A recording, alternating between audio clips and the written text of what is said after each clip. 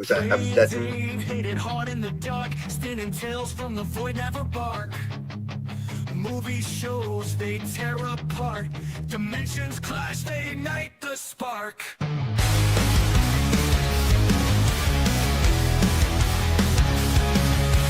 Couch debates, turn the volume up. Set the chaos, overthrow the cup. Alien worlds and twisted scenes. Banter spreads like electric dreams. Outer dimensions ride the wave. Trying days that flames ablaze. Discussing bits and cosmic plays. Beyond the stars they find their praise. They find their praise.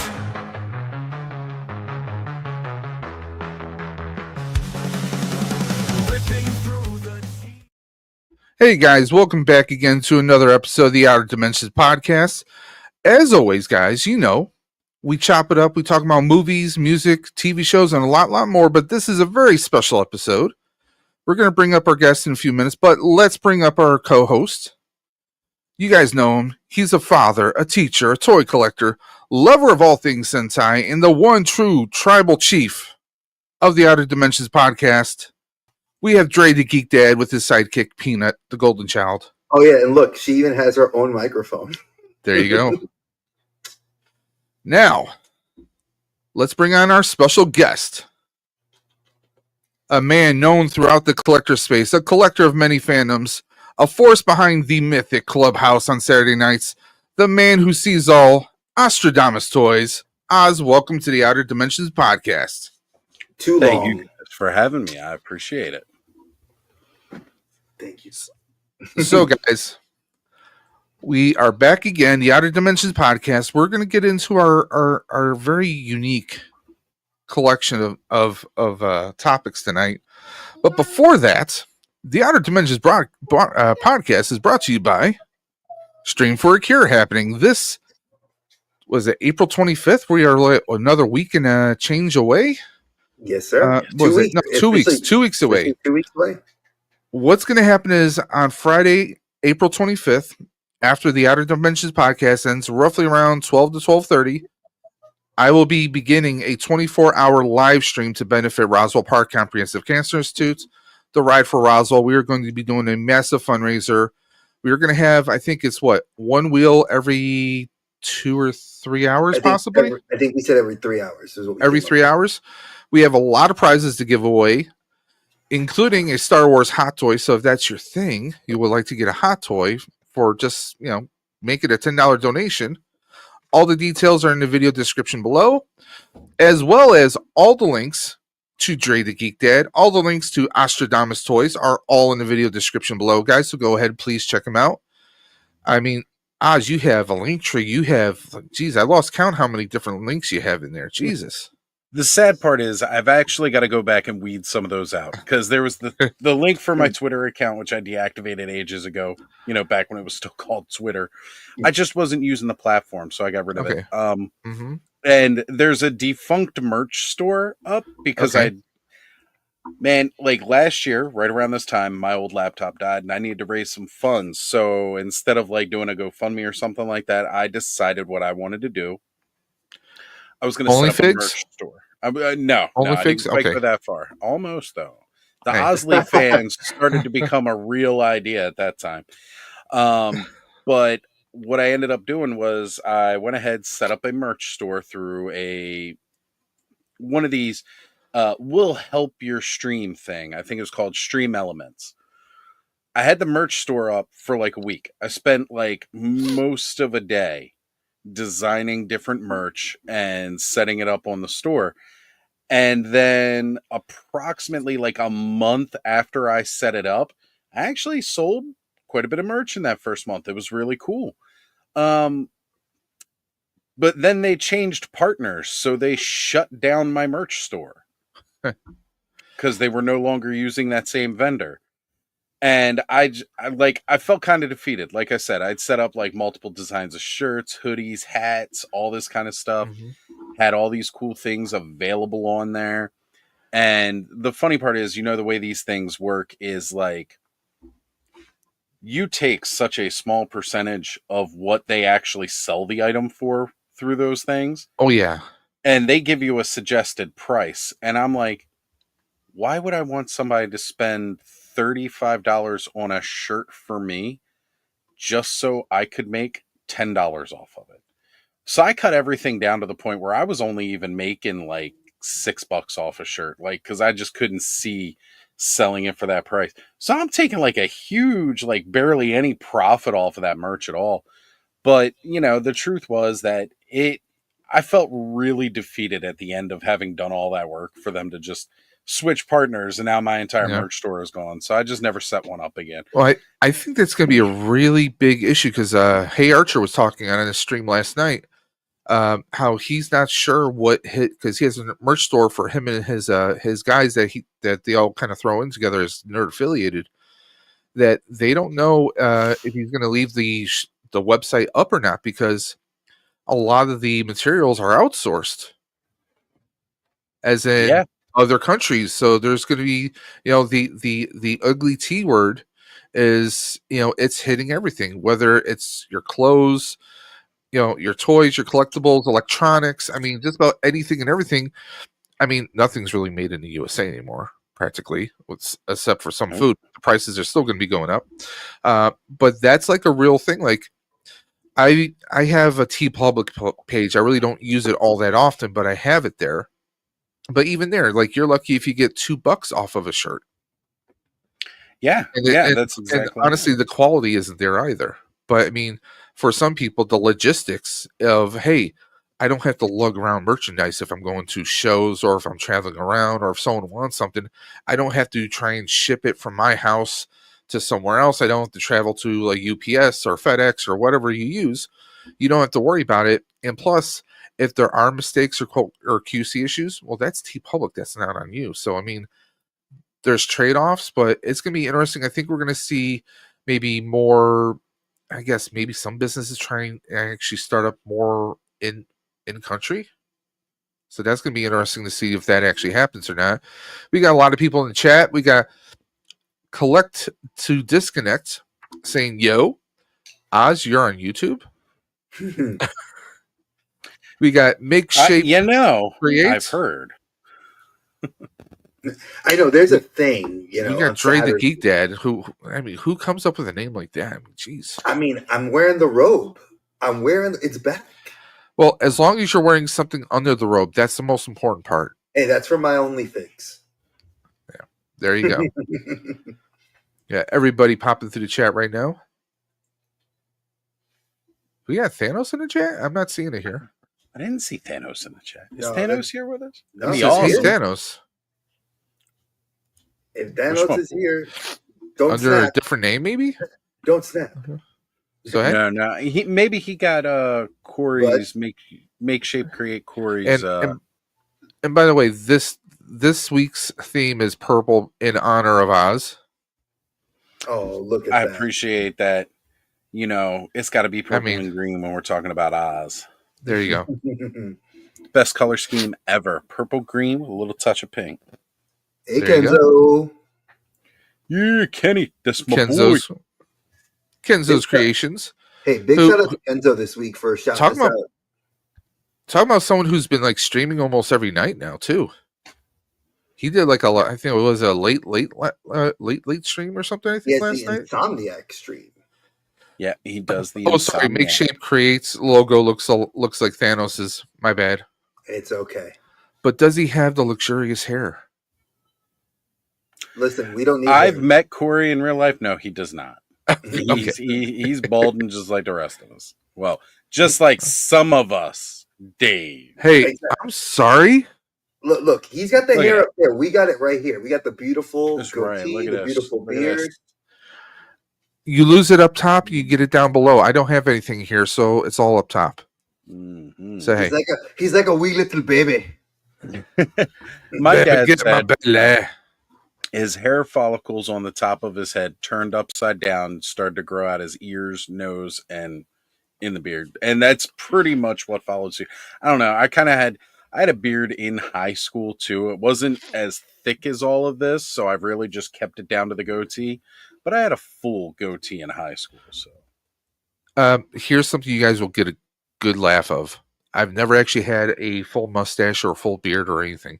I've had like scruff, and that's about it all my life. Can I say this? I think in theme of what our show is tonight, you would be an 80s villain. You'd be like evil Michael Knight. If I saw you with a mustache. Here, it's evened out now. There you go. If I saw you with a mustache, I would be like, you're his doppelganger. Roxanne, from the mirror universe. Exactly. I'd call Roxanne, be like, get your husband. All right. So we're going to need Evil Dave during the 24-hour stream. And what that's going to be is every time he pops on, he's going to draw like a little goatee over his face and just pop in from time to time. Well, no. Don't use a Sharpie, though, for what I can do is we'll do this. I'll take a picture. I'll do like paint shop, and we'll put a mustache, and that'll be my logo when my camera's off. And we'll just do that. Or Dave, to take from the substance, you could do what they did towards the end of that movie. We can get a picture. No. I have a stapler. We are not doing it. I do have a staple gun. We're not doing that. You had my stapler. So, I finally did see. Don't laugh. I have a red stapler. I finally saw it. I have a red stapler from my days in for working at Spectrum. When I first started the job, when it was Time Warner, I got a red stapler as a joke, and the joke was on me because we moved to a different building, and they kept switching everyone to different teams. So my desk was literally being moved. Like within my first year, I probably moved my desk about 6 or 8 times. No joke. So I'm like, what? Did I curse myself?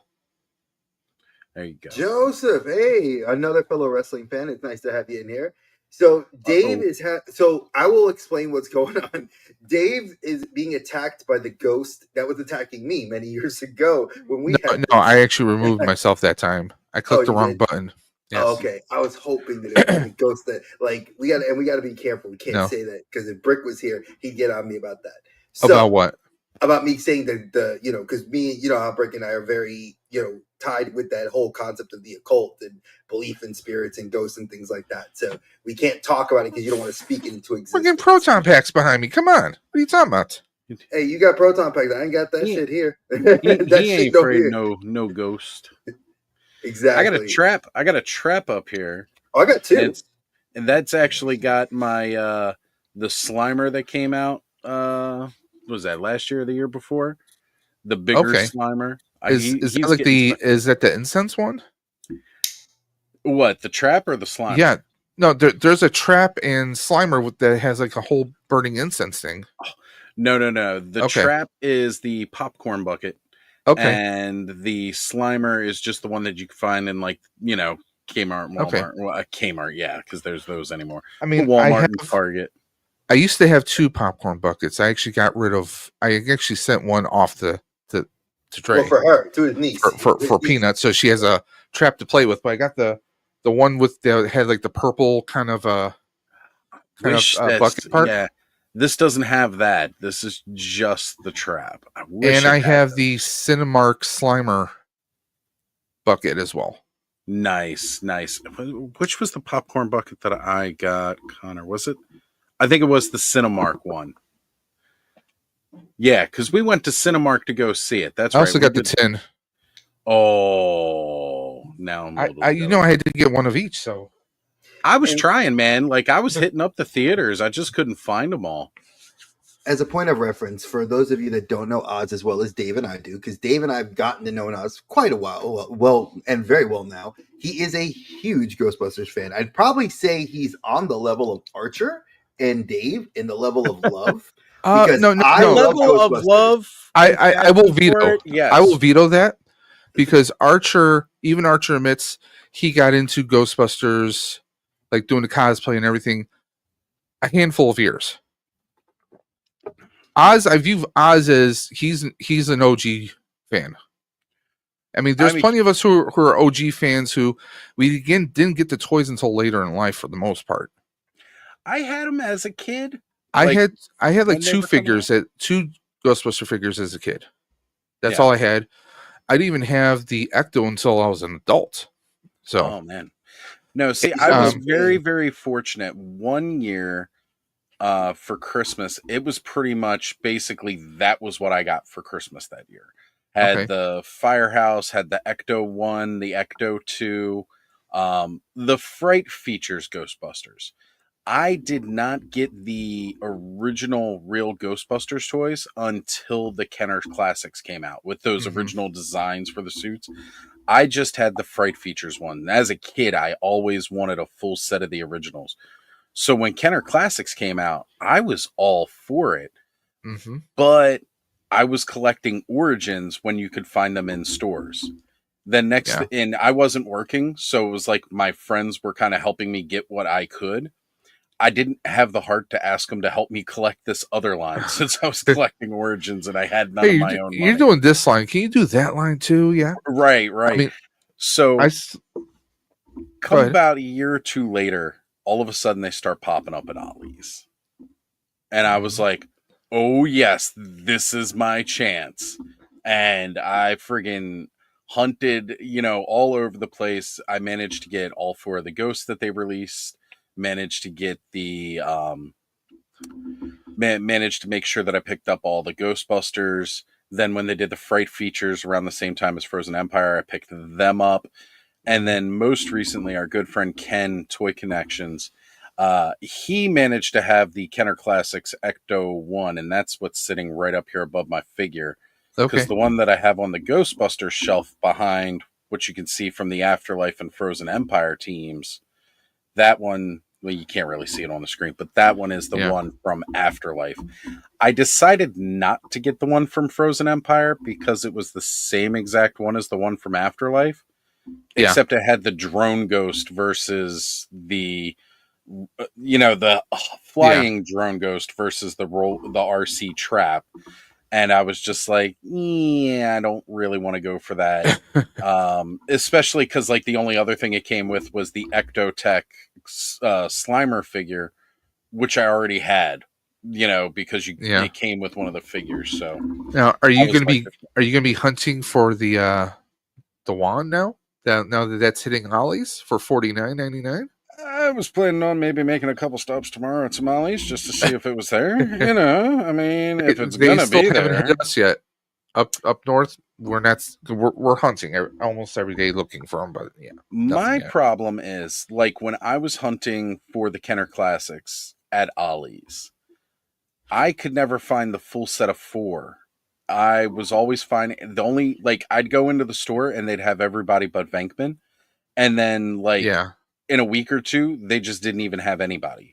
And what it is all like the local toy vendors were running around to all the Ollies and they were collecting all of them. And I know this is what happened because then a few weeks after that, there was the Maryland Toy Expo. And every booth at Maryland Toy Expo was loaded with Kenner's Classics. And I'm sure they're charging a lot more than... They were charging $40 a figure. And some of them still had the fucking Ollie sticker on there for $4.99. I mean, if you're next to their $49.99, take some Goo Gone and get the label off. Come on, get that actual label off of it because there's no way I'm paying $50 for a toy that was on the toy shelf like last week for $4 and paying you $50 for it. That's not happening. Yeah, I actually have a Kenner reissue Ecto Stone box. I'm halfway tempted to take it out, but remove everything but the white shell. Hit the white shell with a glow-in-the-dark paint. Glow-in-the-dark spray paint. So that it'll just, and then reassemble everything. Do a little bit of modding and then put it up on the shelf. That's a great idea because we all saw what 4-pack's going to be coming out at San Diego Comic-Con. Yep.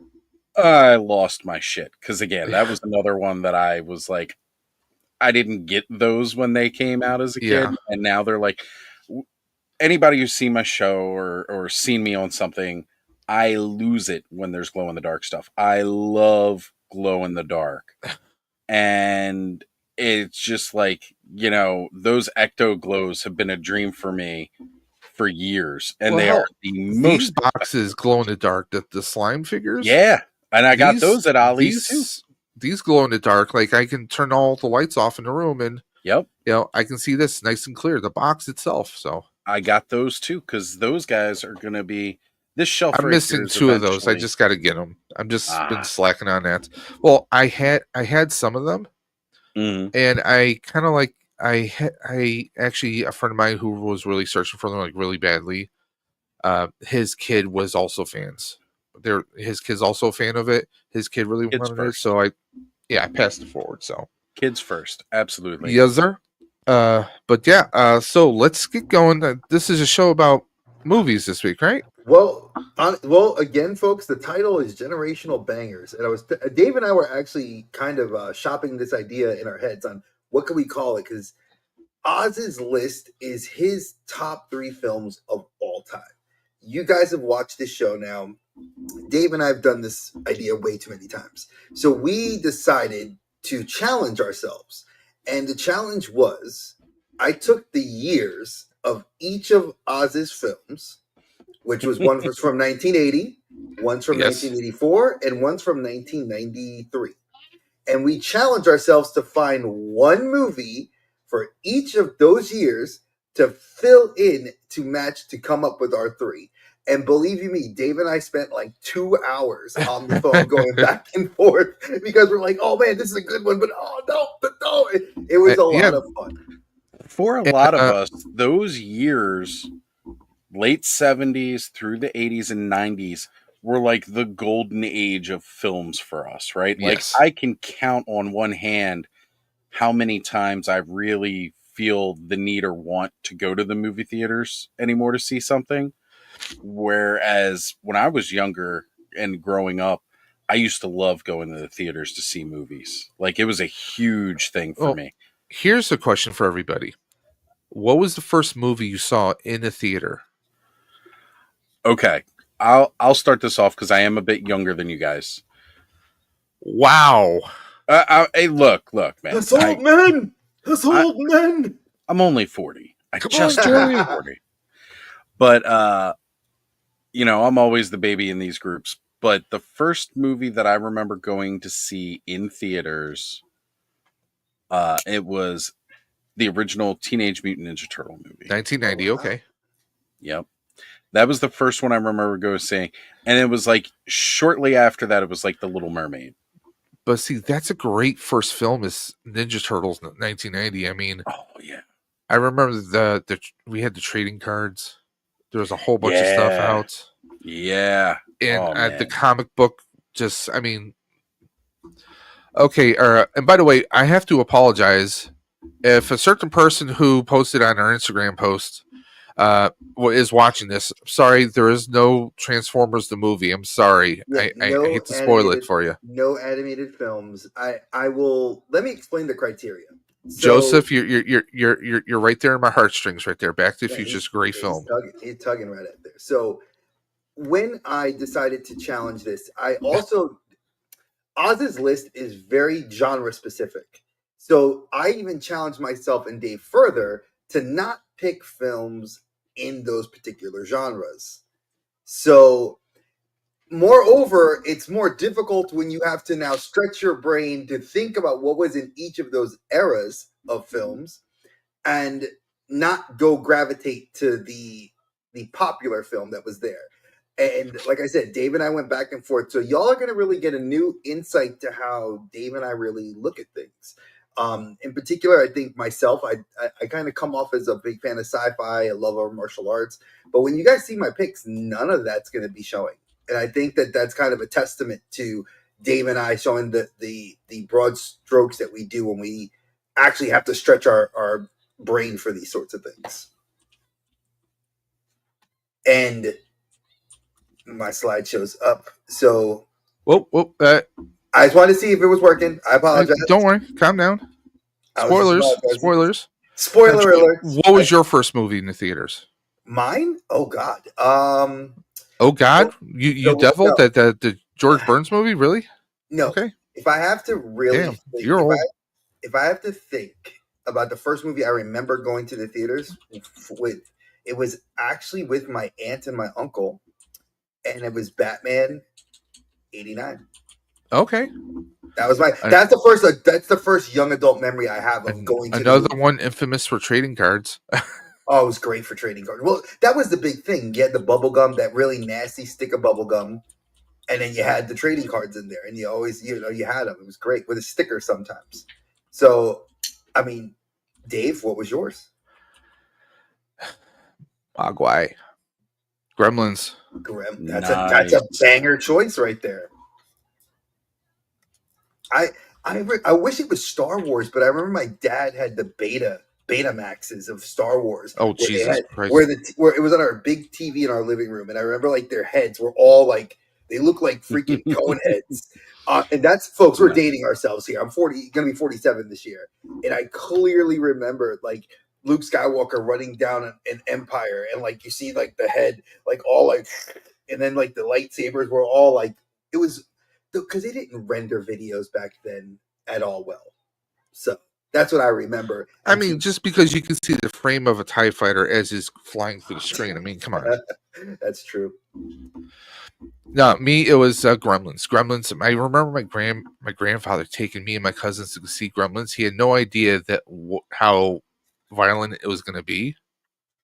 But that's just a great movie. Well, the way it was marketed, it was marketed to kids, and then they're like, "Let's have these little monsters terrorize everything." And you had the cute little plush. You had the cute plush of Gizmo with the suction cups on everyone's car windows. Yep. You know, I mean, the first cat. My sister found a cat, and we were hiding it from my mom. Eventually, my mom found out. She let us keep the cat. Guess what we named it? Gizmo. Yep. I think a lot of us did back then too, because I seem to remember us having everyone had a Gizmo cat named Gizmo. Yeah, she was a tabby. Yep. My little brother, that was his cat that he had named Gizmo.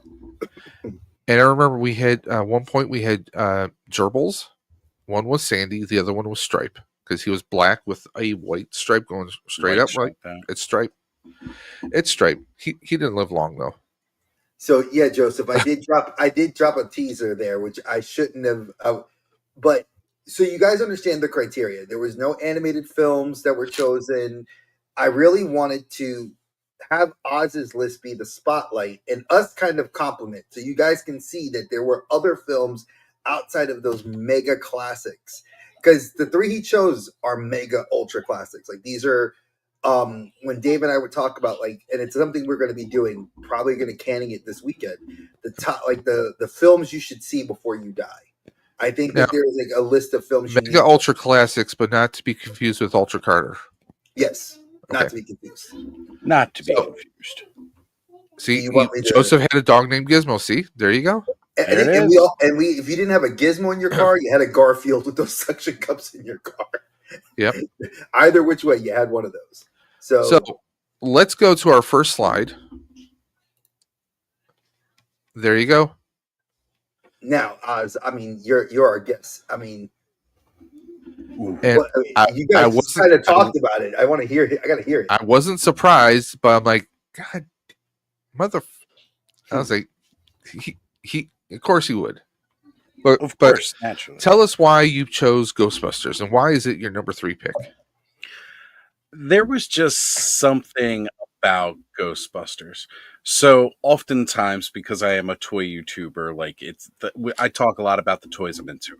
When I was a kid, my 2 favorite toy franchises, Masters Universe was my first.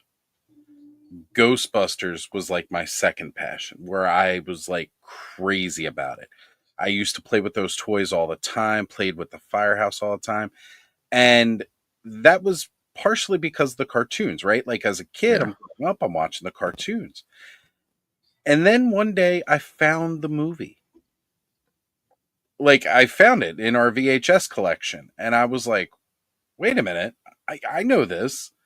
I had not seen it. And I put it in and I watched it and I was like, I didn't know the Ghostbusters were real. And then from that point on, because again, I was a very young child. When I grew up, I was going to be a Ghostbuster. Because you could do that. I just watched these guys do that. You know? like that was my thought process. And I was just like, okay, yeah, I freaking absolutely loved the Ghostbusters. The jokes were funny. The idea of being able to... So when you're a little kid, things that are a little spooky. I love monsters and ghosts and creepy things, right? But they were scary as a kid. And I don't know. I was just drawn to that. But here were these guys that, they weren't afraid of no ghosts and they used to go bust the ghost, right? These were the guys that went after the things that gave you nightmares, right? So it was just like very, very impactful on me as a kid. And it definitely helped influence my love of like the paranormal and things that go bump in the night, which has definitely continued all the way through my life. Okay. I mean, that. Come on, anyone that knows me, I got friggin' multiple proton packs. I'm a Ghostbuster cosplayer, so I can't fault you for this pick. I love it. I love that movie for so many other reasons. You got three guys who are basic kind of screw ups. They throw in together, they go into this business that no one's ever made before. And like you said, it's these guys they hunt down the impossible, that what people would laugh at or run away from. It was just, and let's be honest, that movie, nobody ever made a movie like that, or maybe has made another movie like, legitimately something that just broke the genres. Right. They just broke the genres, and like they were like Bane with Batman's back, threw it in a cauldron, stirred it around, and just made a completely new subgenre where you had horror, you had the supernatural in there. Okay, we had some pretty gruesome looking ghosts, especially when the containment unit blows, the taxi driver. We had some very, visceral. When the librarian turns around, with the famous line, "Get her," like that, and just she's all yours. When she turns around and just like the facade of the quiet librarian drops.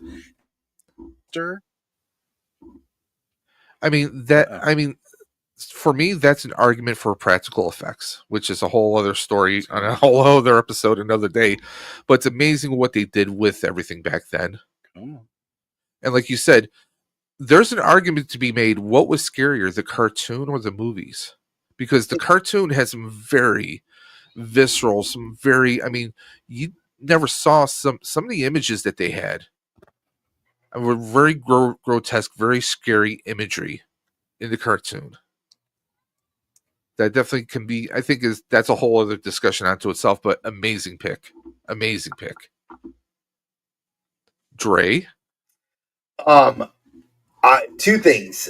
I feel out of place when it comes to Ghostbusters because I don't love it nearly as much as you do, and I respect you and I love you for it. The fact that you got my daughter to love the movie, and has gotten to be more into it, and the fact that my wife happens to love the movie and love it as well. My plan is working. Well, yeah, but the thing is, remember, 50% of the house. You got the wife and the little one, which is about the whole 100% of the whole house. So I love. The wife and the youngest one; those are the ones that pull on your heartstrings the best. So it works. It's a win. Now, do I love Ghostbusters? Yes. Did I go see them as a youth? Yes. But it doesn't. I feel like it is one of those pieces of cinema that is very important to cinema, very important to pop culture. They have been a mainstay of pop culture for almost 40 plus years. 41 years this year. So see, look right there. So I respect and love that. I love seeing the fandom because it's so niche, but it's so integral to pop culture. So that's my take on that. As far as my pick, I grew up my young adult life after my parents got separated and then divorced. We moved into with my grandparents in the Bronx. And for those of you that don't know, the Bronx is very much like Maryland, is sectioned into like sub areas. Like, that you would go to like the Italian area, which is called Arthur Avenue. Arthur Avenue had some of the best food. It's still to this day, you can go there and get some really good food. But this story had two actors, Chaz Palminteri, Robert De Niro, and it's actually for anybody that does not. There's a lot of mafia podcast, and Chaz Palminteri actually just came out and said recently this was a story about him growing up.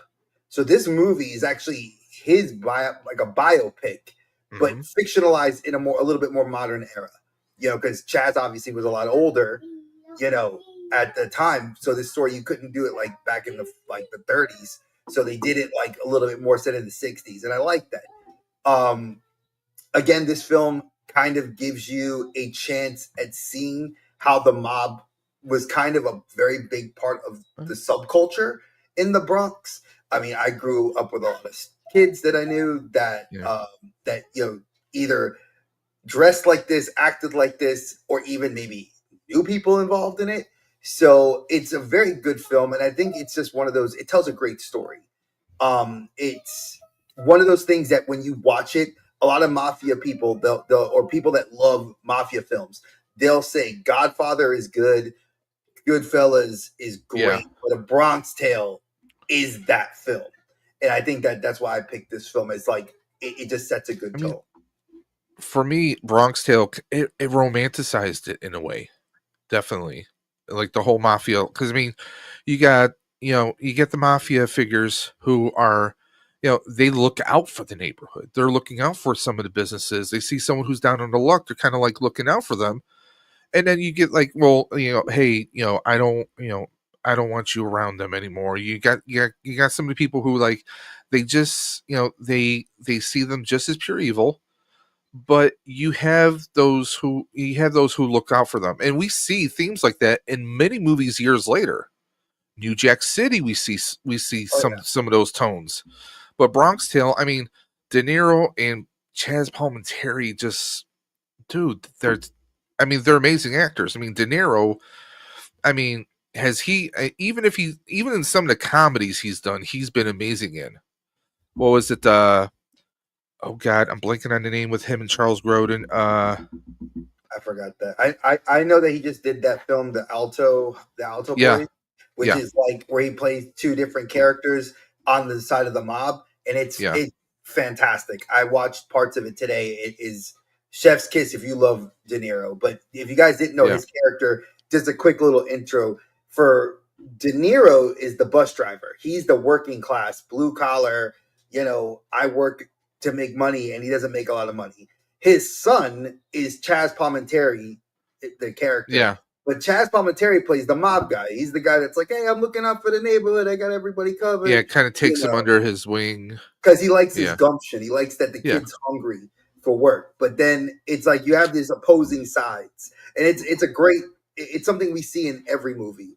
You could see that in, like Dave said, New Jack City. You see that in American Gangster. You see that in so many films. This movie was like I want to say a primer to do these other films. Definitely. I mean, it goes without saying. Oz, what are your thoughts on Bronx Tale? I mean, it's 100% a classic. Naturally, I'd seen, watching stuff like The Godfather, watching Goodfellas, things like that, and then finding Bronx Tale after it. It's on that same level, right? Because there are, mob movies are like a dime a dozen, but good mob movies, like, they just take it to that next level, and this is one of those. Most definitely. I love it, because one thing that people will say, you either love Casino, because I love Godfather, but I'm going to tell you, folks, if you read Godfather, the novels, they're way better. Godfather 2, most every person that's seen the trilogy agrees Godfather 2 is the best one. Bridge movie between everything. Now, I don't dislike that. I think Godfather 1 was way over my head when I was a kid. As an adult, I watched it again. Godfather 2 is the best one of that series. Yeah. Interestingly, I just quickly Googled our movie we're talking about right now. This was directed by Bobby De Niro. Mm-hmm. Doesn't surprise me, right? So, I mean, and this was 1993. No, that was So, so just so you guys know, like I said, we did do these by year. So some of my year picks are not in the order that you'll expect. Correct. Now, my pick was because we're choosing movies that really kind of influence us or influence our taste. No one alive knows how many times I've seen Police Academy. I mean, literally, we had this taped off. We used the VCR and recorded it off HBO. Let's be honest. I'm not going to lie about it. We had every Police Academy movie. I would watch it over and over again. Yes, there is gratuitous adult themes in this film, and body parts are shown. But this was like my dad, who was my stepfather. He was like, yeah, you're gonna watch this. I mean, I was hearing cursing, swearing. 9 years old, I was watching this stuff. I was like, yeah. But the comedy, it was a different time. Yeah, kids just watched these things. Yeah, you just watched them. I mean, we were latchkey kids. I mean, let's be honest. Yep. Dre, I'm gonna kill you. Yeah, Stripes is another one. Stripes is a big. I mean, it's a big. That one lives heavily in my heart because my father was in the Army and we would watch it all the time together. But like Police Academy was, you had Steve Guttenberg, who was kind of like the kind of hapless everyman. He was almost like the Paul Rudd of the 80s, let's just say. Oh, without a doubt. Yeah, that's a very good description. Because he was in Cocoon. He was in Short Circuit. I mean, 3 Men and a Baby. List goes, 3 Men and a Baby. I mean, the list goes on and on and on. There was even this, I forgot what the title of it was, but there was a movie where he was a guy who had cancer, so he was going through chemo, and as he was getting healthier, his sister tried to like give him a whole makeover, and he wound up looking like a Fabio Adonis kind of like romance novel cover, so he could win the girl of his dreams. I mean, that was the kind of stuff Guttenberg did. But this was like the only movie that he really did sequels other than Cocoon. It was the Police Academy series. He starred in, was it 1 through 4? Because I think they casted someone else in 5 and 6. No, he was in 1 through 3. He wasn't in 4. I want to say he was. 4 was the Commandant's son. Citizens on Patrol. He was in that one because that one he wound up hooking up with Kim Cattrall. I want to say. I could be wrong. He was still in 4. Yeah. He was. I swear. Yeah. I thought it was the Commandant's nephew. Google it. I literally just pulled it up because you're right. Like I remember him being in absolutely everything. Yeah. Him, Michael Winslow, Bubba Smith. I mean. The cast, it's iconic. Yeah. I mean, you may not know their real names, but you know the characters. I mean, everyone loved Tackleberry. I mean, Tackleberry was just freaking hilarious. I mean, the guy freaking drove a freaking Bigfoot on his honeymoon. He carried the big gun. I mean, he was a lovable idiot, but he had the firepower. Bubba Smith as Hightower, the gentle giants of the series. Like he used to karate chop and do Gutenberg's Mahoney learns that like Hightower doesn't know how to drive and he's going to flunk out of the academy. So they steal Copeland's car. They rip out the seats because he's friggin' Bubba Smith. He's like 7 something. He's big as hell. They rip out the seats and he teaches them how to drive, and then he aces the driving test the next day. I mean, they did very weird, unconventional stuff. I'm blanking on the actor who played Harris, Sergeant Harris, who was a total D-bag. And he was in everything too. But we loved to hate him. That was the thing. Absolutely loved to hate him. And that continued on. Like even when he was playing like a Short Circuit opposite Gutenberg. Yeah. Was it Mannequin when he was a security guard in the first Mannequin movie with Andrew McCarthy? And you know what's funny about that? I always just pictured he got demoted from Police Academy. He got fired. Now he's doing security at a department store. Yeah, it was just one of those things. Like, I mean, it seemed legit. Was he in the Stripes? No, I'm thinking of the guy who played Harris. He was in MASH. Right. He had a small reoccurring character as a Rizzo, the motor sergeant in MASH. That's where I'm imaging him from. But I mean, Police Academy. I mean, Michael Winslow as a kid, now I had throat surgery when I was like 34. I had to have my tonsils taken out, like 34, 35. When I was a kid, I used to be able to mimic sounds just like him because of friggin' Michael Winslow. I was trying to mimic everything. Like I would beatbox and I would do different like machine gun sounds. I would practice that, and I would get in trouble. I would in school. Trust me. I got sent to the principal's office a bunch of times for just goofing off and being a crazy person.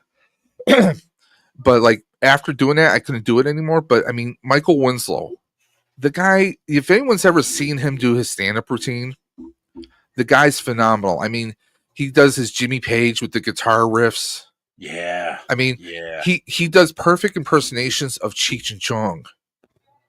I mean, and speaking of which, we were talking about Gremlins a couple of minutes ago. He was the voice of Stripe in both Gremlins 1 and 2. Yes. He did sound effects for the Terminator 2 theme ride that they had way back in the day in Universal Studios.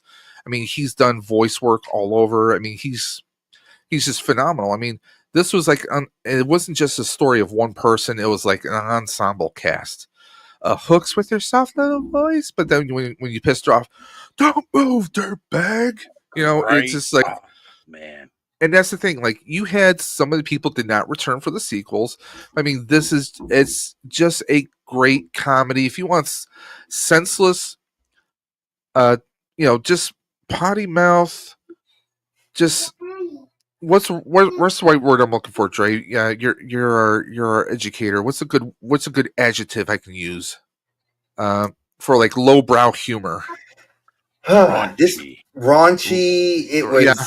This movie was just full of slapstick. I mean, how do you forget the sex symbol in Callahan? I mean, we all loved her showing, like, we see her at least in 2 of the films go full frontal. And I remember as a young pubescent male, I was like, oh my God. I remember my mom got mad because we went and saw this in the theaters with my dad, and my dad, because he loved Police Academy, he was like, my mom's like, no, look away. This is who we're talking about. I mean, even in older years, she's still kind of, still smoking. Esterbrook. Yeah, she's gorgeous. Yep. 75 years old. She's still kicking with us. But yeah, I mean, we had in the later years, we had Bobcat Goldthwait. I mean, here we go. Bubba Smith, Kim Cattrall, she was in the 4th one. Marion Ramsey, she was Hooks. Yes. David Grath, he's no longer with us. I mean, we had a lot of people in here, and over the years, yeah, you had Ron Perlman. You had a lot of amazing people kind of pop in and out of the movies. Leslie. He's a hilarious one. When he joins Police Academy, his wife is on the hood of the station wagon trying to stop him from going. And then in the 3rd movie, Back in Training, when the cops are called back to the academy to be like the new instructors, she's now the recruit and he's on top of the car. I mean, this was like that kind of Spaceballs, Men in Tights. This was kind of like the Mel Brooks humor. It was like the Zuckerbergs and the Mel Brooks type humor, like your Airplane movies and the Mel Brooks movies. If you took it, this fits in that same category without being made by those same people. I'm laughing. And they even had a cartoon, and they also had a live action TV series as well. It didn't do that well. And speaking of the cartoon, the playset Police Academy, the police station, was based off of Ghostbusters Firehouse. That's true. Yes. But Police Academy, it hits me. This is like something I can still watch over and over again, even though my wife would be like, "What are you watching?" That would be the situation. That would be the situation. It's one of those great humors. And let's not forget, I'm trying to think of the actor who played Commandant Lassard. A lot of people from the 80s, from 80s, Punky Brewster will know him as the guy who adopted Punky Brewster. I just can't think of his name right now. But you anyone who's ever seen it, you know who I'm talking about. He was just great. He was great as this hapless kind of a Leslie Nielsen type hapless Mr. Magoo. Like if you took Leslie Nielsen, Mr. Magoo, slapped him into a cop, that was Commandant Lassard with his goldfish and just being completely absent-minded and oblivious to everything else. And you gotta love the podium joke and how he gets Mahoney back. That was I was thinking. See, I was laughing about that. And if you know, you know. I'm not going to spoil it for you guys, but if you want to just forget about everything going on in the world for like an hour and a half, check out Police Academy and check out the other movies. It's the second one was okay. I think 1, 3, 4, and 5 are probably the best ones. Mission to Moscow, not so much. But yeah, the other ones are you know, it's just a good time, and it definitely influenced a lot of my humor. I mean, so much of my humor is just like the brainless. Just let's have some laughs. Let's forget about what's going on. That's it. I will say one thing I was laughing about because I was trying to not remember it, but I couldn't remember it, and then it hit me, and it's a song for anybody that remembers. I'm gonna say 2 words: Blue Oyster. If you want to, because you're part of the TikTok generation, just go and put in Police Academy Blue Oyster. And just enjoy that. Just enjoy that. And that if that's your sample of Police Academy, now, let's caution, because that may be offensive to some people. As a disclaimer, because it kind of mocks a subculture of the time. So let's be fair and honest about that. But also, you got to look at it, this was the 80s. So to see that kind of joke or that kind of setup play out, it's humorous, but also I don't think it might be a little touchy nowadays. Let's just be honest. Oh, yeah, it would be cancel. It'd probably be considered cancel culture now, possibly, unless you wrote it a little bit differently. I think if it was written a little bit differently, it could be a little bit more accepted. All right, and the only reason I'm going to argue against this real quickly is because Nathan Lane and RuPaul and the guy who was in not Burn Notice. I forgot. Matt Bomer. Yeah, they're all together, and they're 3. That was the show I was trying to tell you about the other day. Like, hey, they remade Golden Girls, but they didn't. I watched it. It's fun. I saw that. And I think that if you take that map of what they're doing, to talk about 3 gay men living like their life in modern times. If you can accept that, then the humor of the Blue Oyster. Look at this right here, guys. Oh, we're official now. We got Mega J in the chat, and he's going to be on the stream. Thank you very much. Thank you, sir. And guys, obviously we're all toy collectors here, but we love to talk movies. But guys, if you want to check out the latest and greatest, Mega J, right? He has been covering everything around the dreaded T word that is invading our lives, and him and Danny Green been doing some amazing coverage this past week, guys. You definitely want to follow them if you're not already. And any Motu news, any Motu drops of news, you definitely want to follow Mega J. So go ahead and check them out, guys. Home run. Do you have any memories that tie into Police Academy? What can I say, man? Like, Police Academy is just one of those hilarious movies. The first Police Academy I saw was actually 4, The Citizens on Patrol.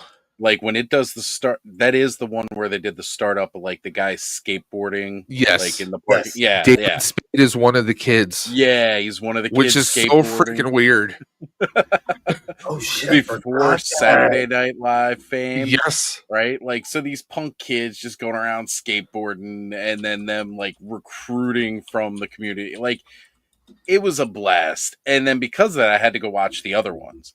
And like everybody's saying, like Steven Gutenberg, I follow him on Instagram still today because of how much that man impacted my young life. And if you go check out his IG today, he is one of the most upbeat and positive people on the face of this planet. Yes. I'm telling you, if you're not following him on IG, during the California fires, he was out there like a reporter saw someone. He said, "Hey, what are you doing here? What's going on?" Guy pulls down his makeshift mask. Is Steve freaking Gutenberg helping his neighbors, helping other people, getting out of their homes, trying to put out fires in people's cars. I mean, he was out there in the thick of it at his age. Right? Got nothing but respect. Nothing but respect. The guy's just amazing. We mentioned her earlier. I would wrestle her. Yes, I would wrestle her now. She's a hottie still at 75. I mean, hey, how about some let's do a Police Academy line. I mean, there was one toy maker who did a Spaceball, so why not let's get a Police Academy. Yeah, Kung Fu Grip for Callahan. Now, I'm just gonna say, with the way Nacelle has been picking up, a lot of retro toy lines, I could see them doing Police Academy. Of course, I don't know how well that would go with was it Fresh Monkey Fiction doing the cops? Yeah. Yeah. So I mean, we'll see. But either way, it'd be great. It would be great to definitely see a Police Academy toy line pop back up again. And like you guys were saying, like when it came to the play sets, I always wanted to have the Police Academy next to the firehouse. Definitely. Oh yeah, that was a dope play set, and I loved the figures because they were they were very cartoony but still fun to play with because they were true to their character in the movie and in the cartoon. Right. Well, and that was the big thing. Like when they made the cartoon, they made sure that it was. First off, again, it's just another one of those things where, in the 80s and 90s, they were trying to make cartoons of all of these movies that none of us should have gone to see in theater, but we all did.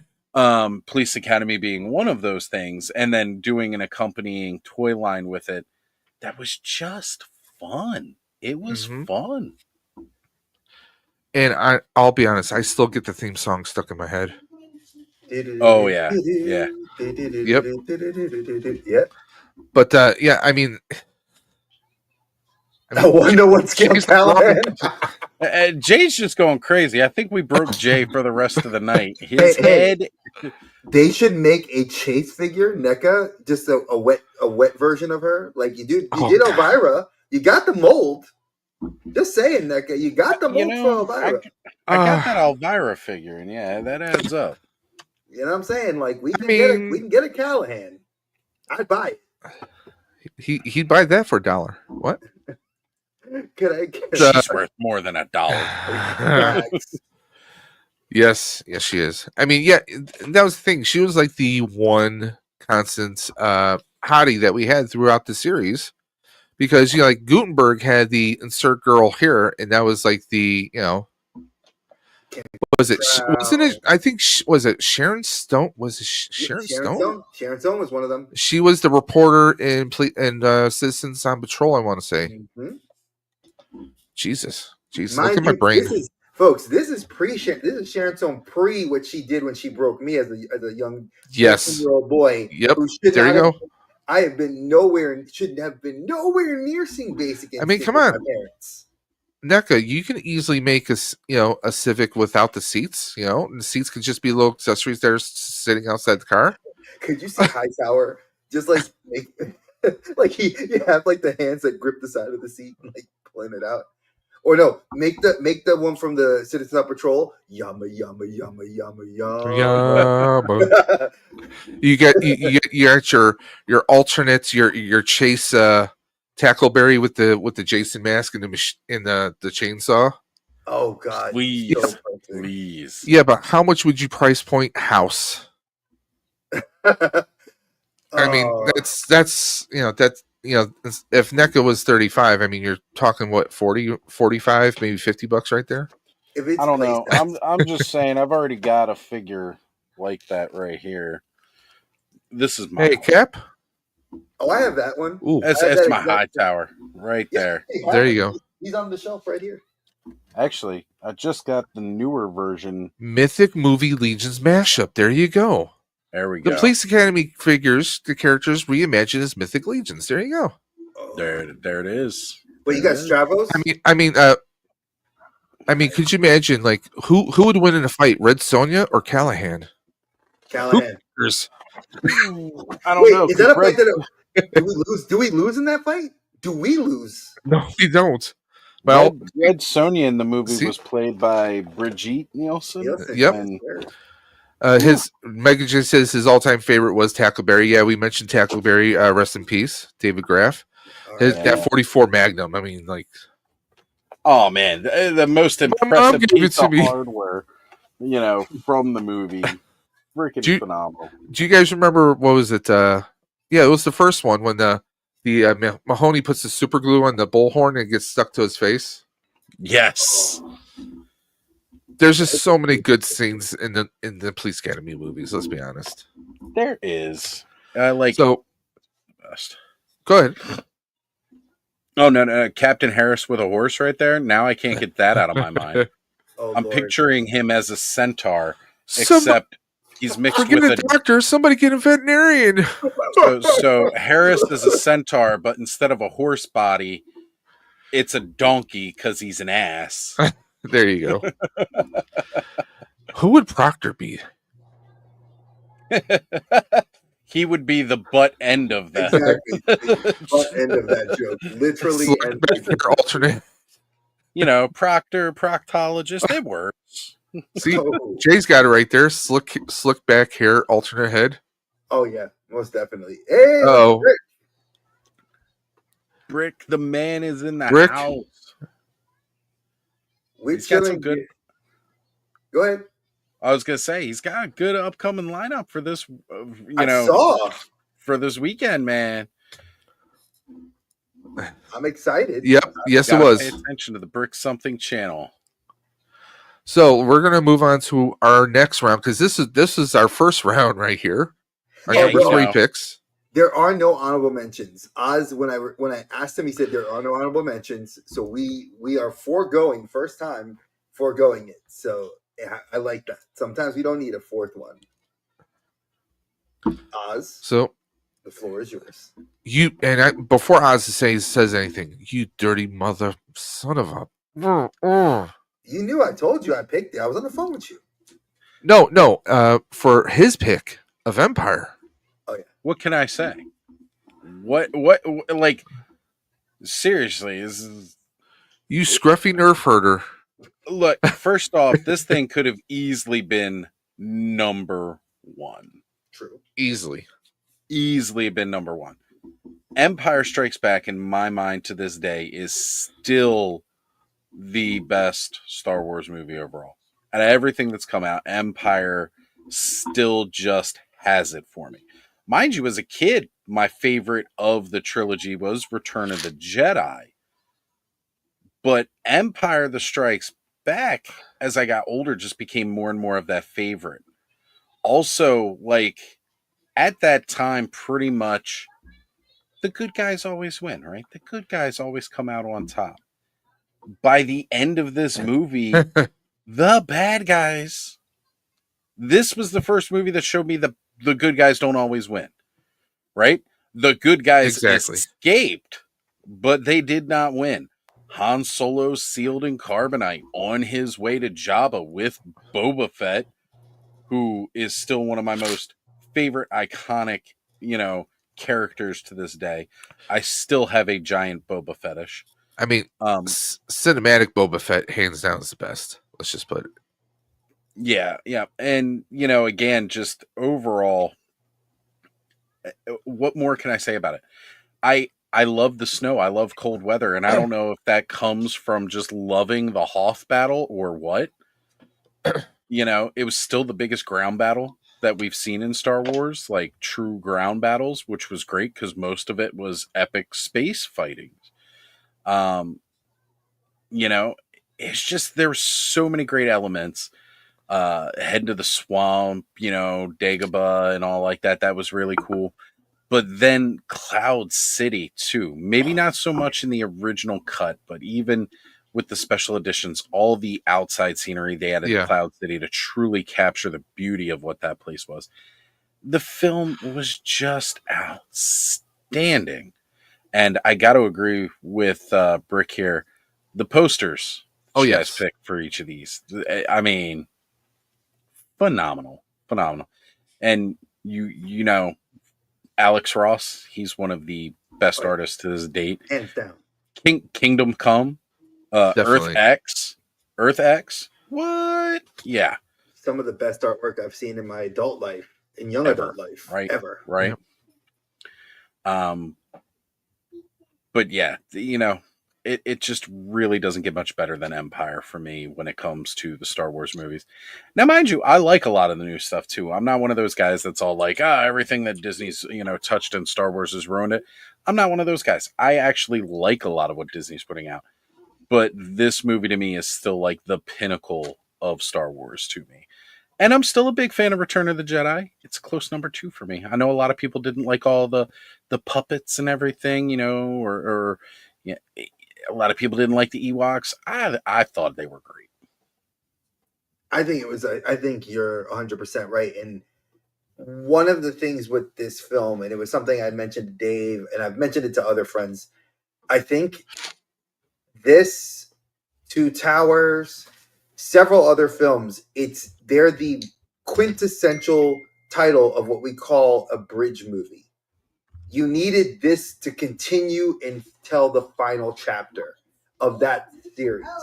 You needed to be able to go through and do this. And like you said, it does it just by you going through. You covered all these different planets, all these different scenery, all these characters that are now iconic.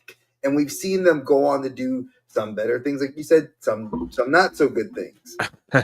And I personally, I think this film is, for me as an adult, was my favorite. Obviously, Return of the Jedi, we all wanted to see the ending.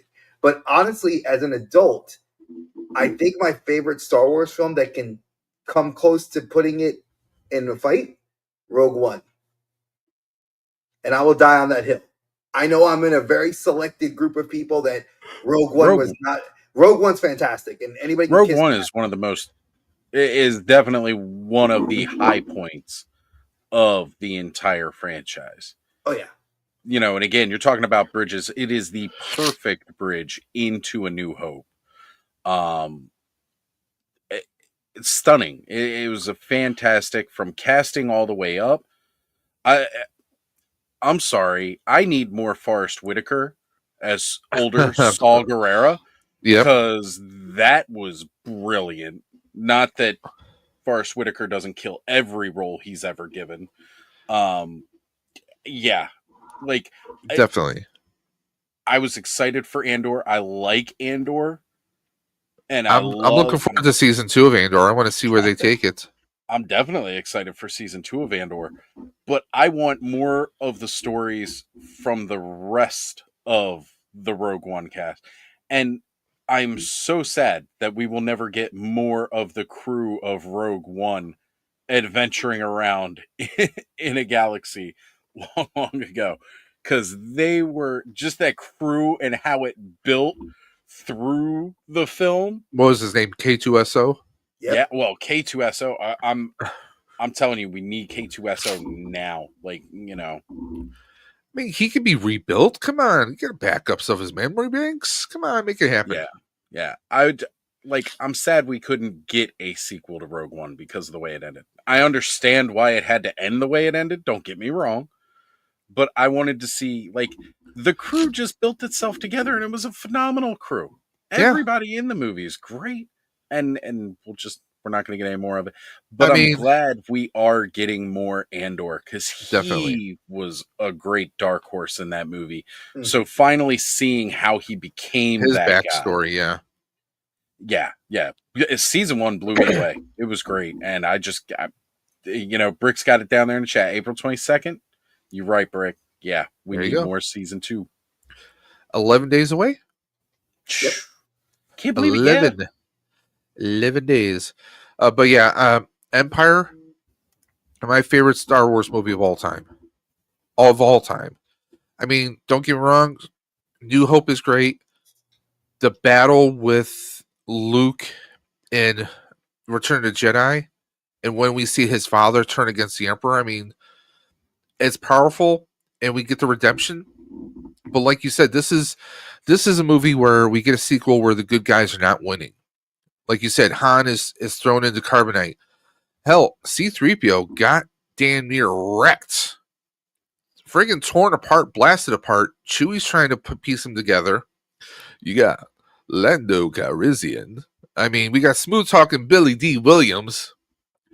And, eventually, we see him come, kind of like, okay, here, I'm looking out for you guys. And he comes to the rescue towards the end.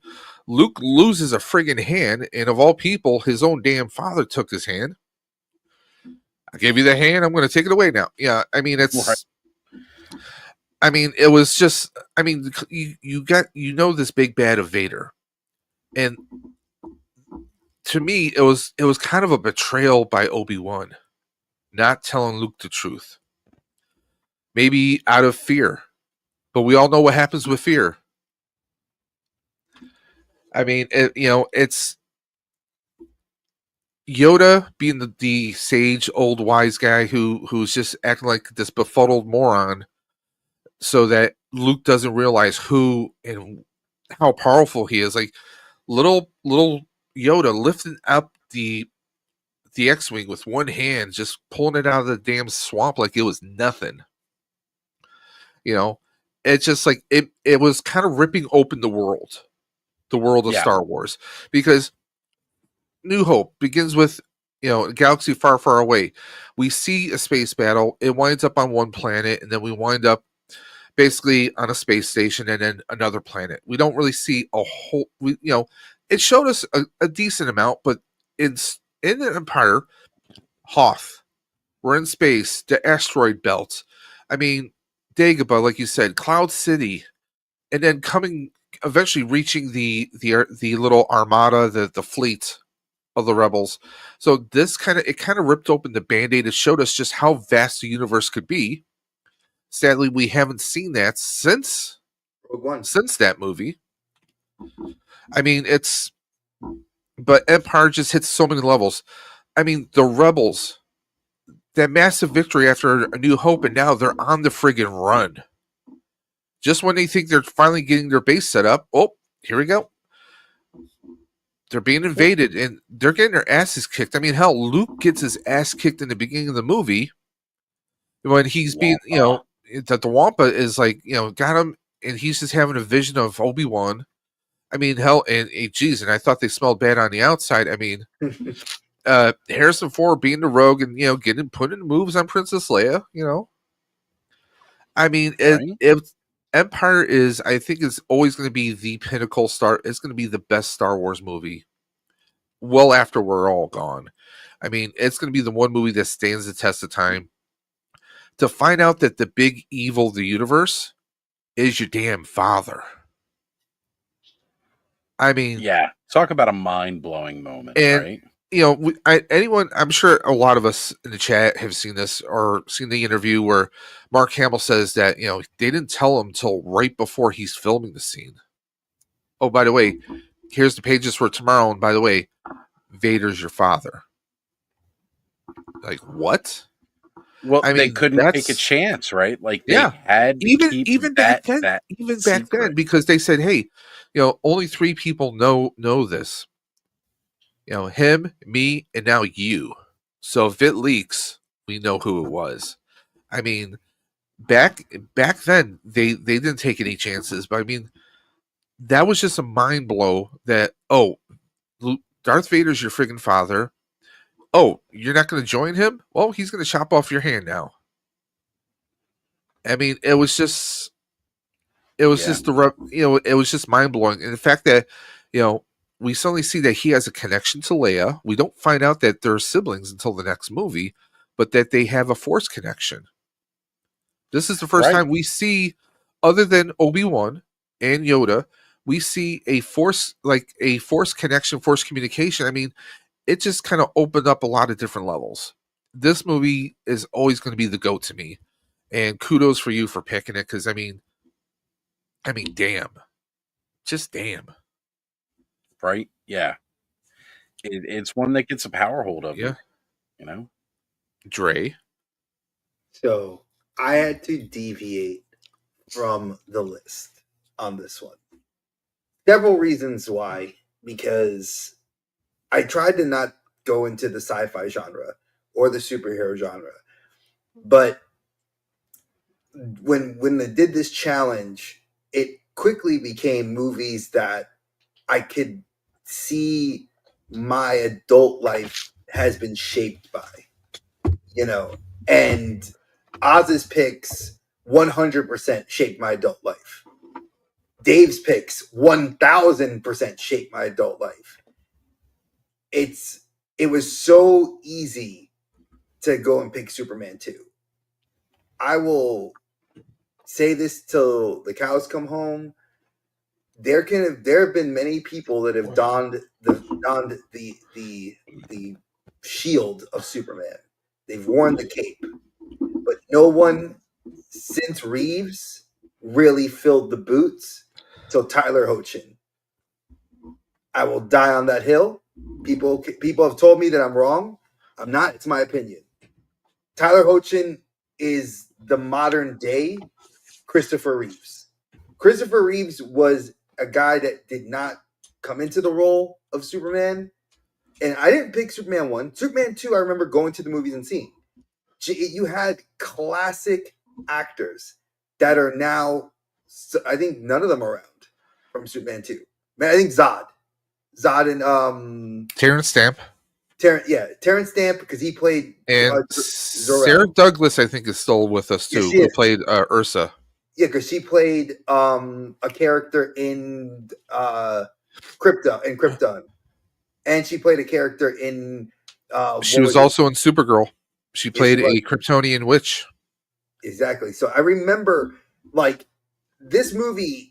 For the people that don't know, I'm a huge James Bond fan. I love Bond.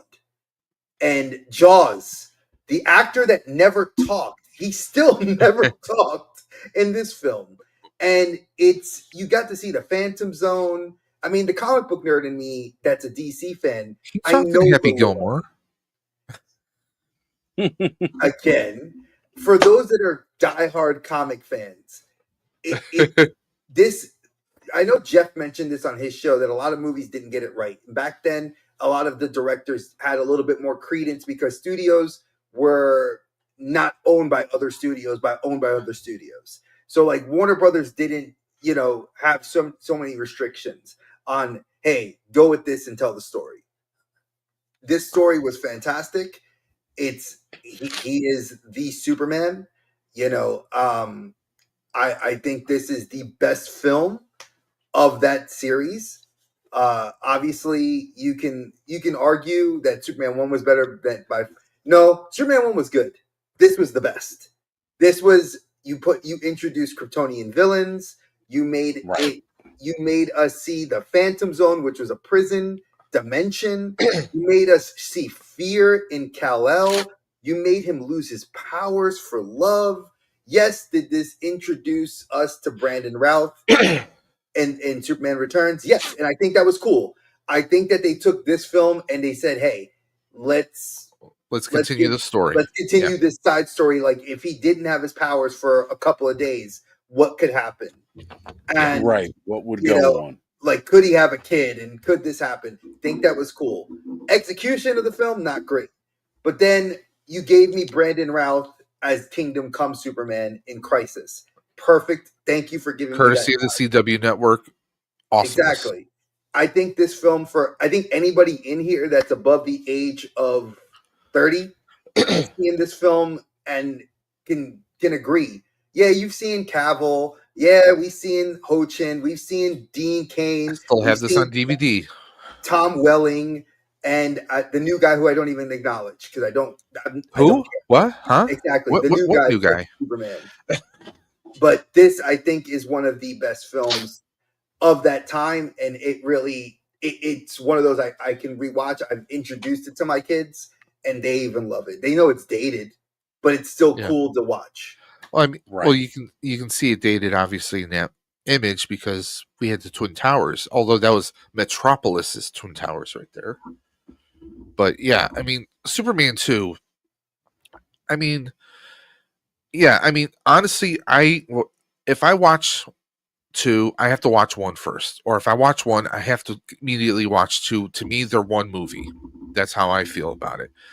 The Donner cut is the superior one. If you're going to watch Superman 2, you got to watch the Donner cut. But like you said, Terrence Stamp was just, he was pure evil as Zod.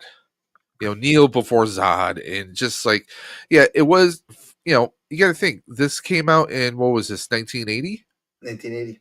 This was 1980. So, yeah, there was campiness in films, you know, like when they first emerge out of the Phantom Zone and they approach the moon and they're like picking up the astronauts, and it's just like, yeah, there was some campiness to it, but like they were so good. Not just one Kryptonian, but three. How is Superman supposed to take that down? Right. And then of course you have him and Lois at Niagara Falls, New York, you know, right near me. You gotta love that. But yeah, Christopher Reeve, he is Superman. He is Clark Kent. You know, he is Kal-El. He embodied all the variations of it. Now, Tom Welling in Smallville, he did a really good job. He humanized, because he wasn't Superman. You know, he adopted some monikers later on, and Terrence Stamp had a reoccurring character in that show. Amazing. I loved how they worked in that, and even had Christopher Reeve on there. Mm-hmm. But if an actor can balance both, Keaton as Bruce Wayne and Batman is a good example right there. Okay, Kevin Conroy voicing both Batman and Bruce Wayne perfectly, amazing. Only I have to say, and this is not a slight. Christopher Reeve's the only one who has pulled it off in cinema, in movies. Okay, he's the only one that's pulled it off in movies, because he didn't have any padded bodysuit. That was all him. In every one of those movies, bulk up to get that too. Yes, I mean, this is a classically trained Juilliard actor who, ironically, was roommates and friends with Kevin Conroy and Robin Williams in Juilliard. Mm-hmm. But I mean, this is a guy who's classically trained, and he brought a comic book character to life. Unlike George Reeves, who did the TV show. I mean, he was a perfect embodiment of it. The hair, I mean, the mannerisms, you know, being the bumbling Clark Kent as the cover, as the mask for Superman, for Kal-El. I mean, he brought emotion, he brought rage. I mean, he was like, I love the part when he gets his powers back, and after he takes out Zod and everything, he goes back to that diner, finds that trucker, and kind of, you know, gives him what for. Yeah, that was Clark Kent doing it. That was, you know, that wasn't Superman being, truth and justice. That was like, I got to teach this guy a lesson. And he goes back and he does it, and I love it. I friggin' love it. I mean, Superman 2 is, it is the best. It is the best. And again, like Dre said earlier, describing bridge movies, this was a bridge movie. Sadly, you know, the other end of the bridge wasn't finished. Superman 3 and also Superman 4, not the greatest. 4 was better than 3.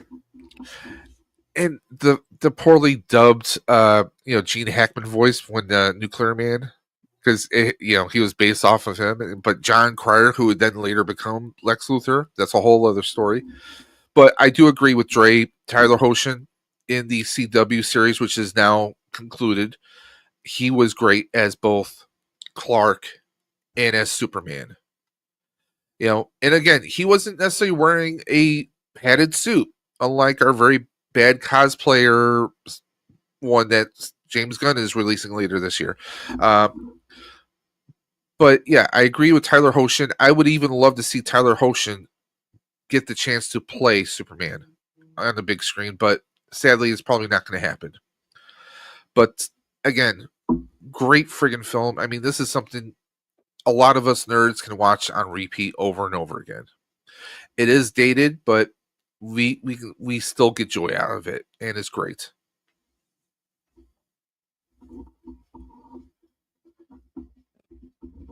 I wish, like, I keep thinking before we go on to your pick, Dave, one thing that sits with me is what you said.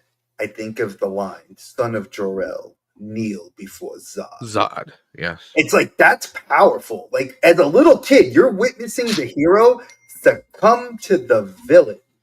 You're Yes. watching the hero, our guy, that's the It's- champion of Earth.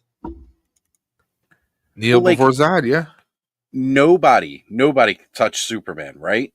Right? Mhm. Like, Yeah. you know, you could not take this guy down. And just that. Here's this villain that's like, yeah, okay. Somebody can. It's powerful. And It how is. about the fight in Metropolis when he's fighting all three? The Oh. practical effects with that. I mean, for 1980, I don't care. A lot of people can say, "Oh, everything's so dated." Look at the practical effects. Look at what they achieved in 1980 with, you know, doing the special effects of superheroes fighting in a street. Right? I mean, like, yeah, some of the scenes obviously are like, you know, just a screen image, like when he's blowing away the replacement. There's like one replacement wall to the elevator that he destroyed in the beginning of the movie with Paris. I mean, you can see certain stuff like, but it was great for 1980. It was amazing. The score, of course, you can't forget the Superman score by John. I think that was John Williams, John Williams. Yeah. who also absolutely. obviously did Empire. Did Empire, You know? did Star Wars. Yep. Actually, I mean, all the way up until the most recent stuff. Did Yep. the music Yep. for Star Wars. so I can't fault it. I mean, yeah. I mean, there's great lines in this film.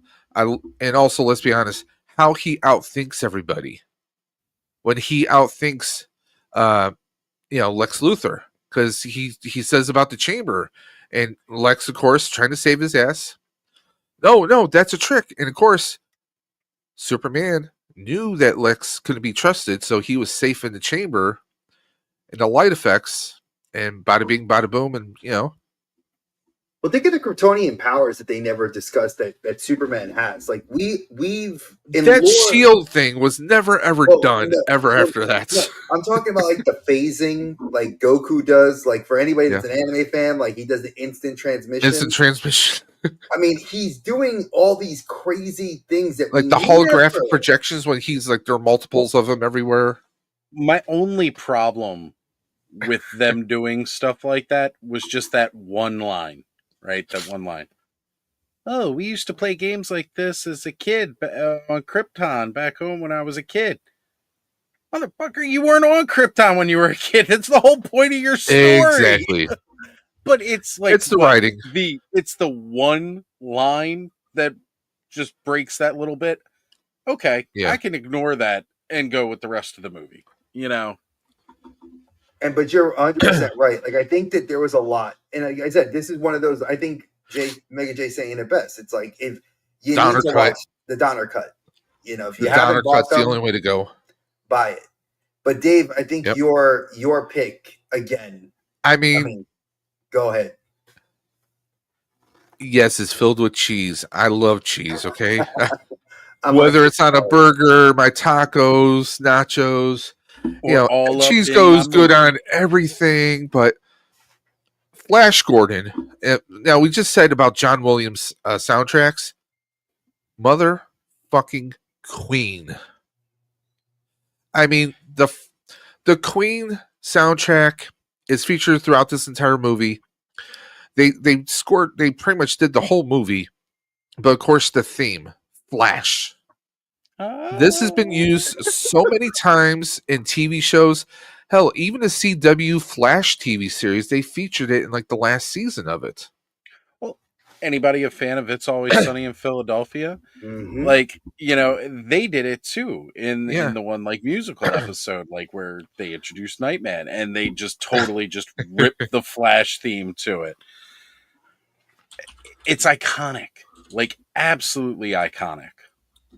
And I mean, there's some pretty amazing actors in this film as well, and some not so much. Don't talk about Yes. Timothy Dalton. Yes, Don't- Ted don't- as well. Ted as well. Don't talk about Timothy Dalton. I don't. He as a Bond fan, he doesn't count. He was good in this film. That's all. Who said anything about Dalton? I'm just saying there's a lot of good actors in that film. I know. I'm just throwing his name in there because I have a personal gripe. Yes. We have a former Bond in there, of course, but we had what was his name? Was it Sam Jones, the actor who plays Yes. Flash? I'm blanking on Yes, right now. yes, Sam Jones. Sam Jones. So obviously, like, he has had bit parts over the years. He really didn't do a whole lot afterwards, and of course, he was kind of like reactivated in fame thanks to the Ted movies. Because basically he's like the muscle bound equivalent to Keith Richards. No drug can slow him or stop him down. I mean, but I mean, it's for me. I loved as a kid. I loved shows like Buck Rogers in the 25th century.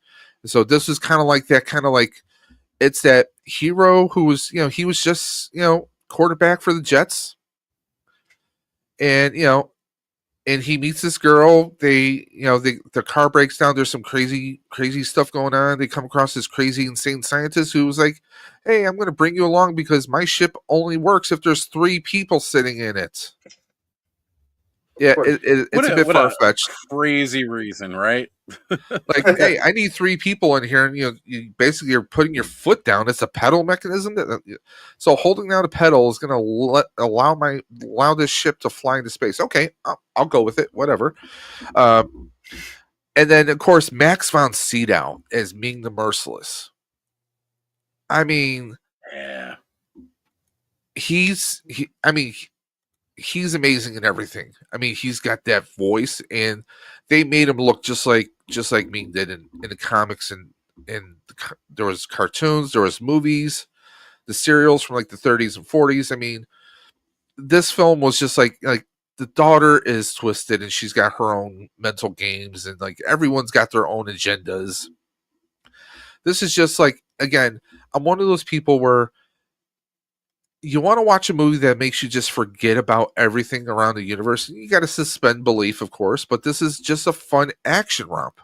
I mean, there's girls practically everywhere who would be swooning over Flash. Let's be honest. Oh yeah, he was a good-looking dude. When he meets, he meets Baron Timothy Dalton, and of course he meets, what was his name? God, I'm blanking. Was it Vulture? Prince Vulcan. The leader of the Hawkmen. I mean, just like they strike up this army, this attack, and you got Flash in the ship on his own, and you're hearing the music. He's going through the battlefield. I mean, it's just amazing. I mean, this is again, it's a movie you guys cannot even fathom how many times I've watched.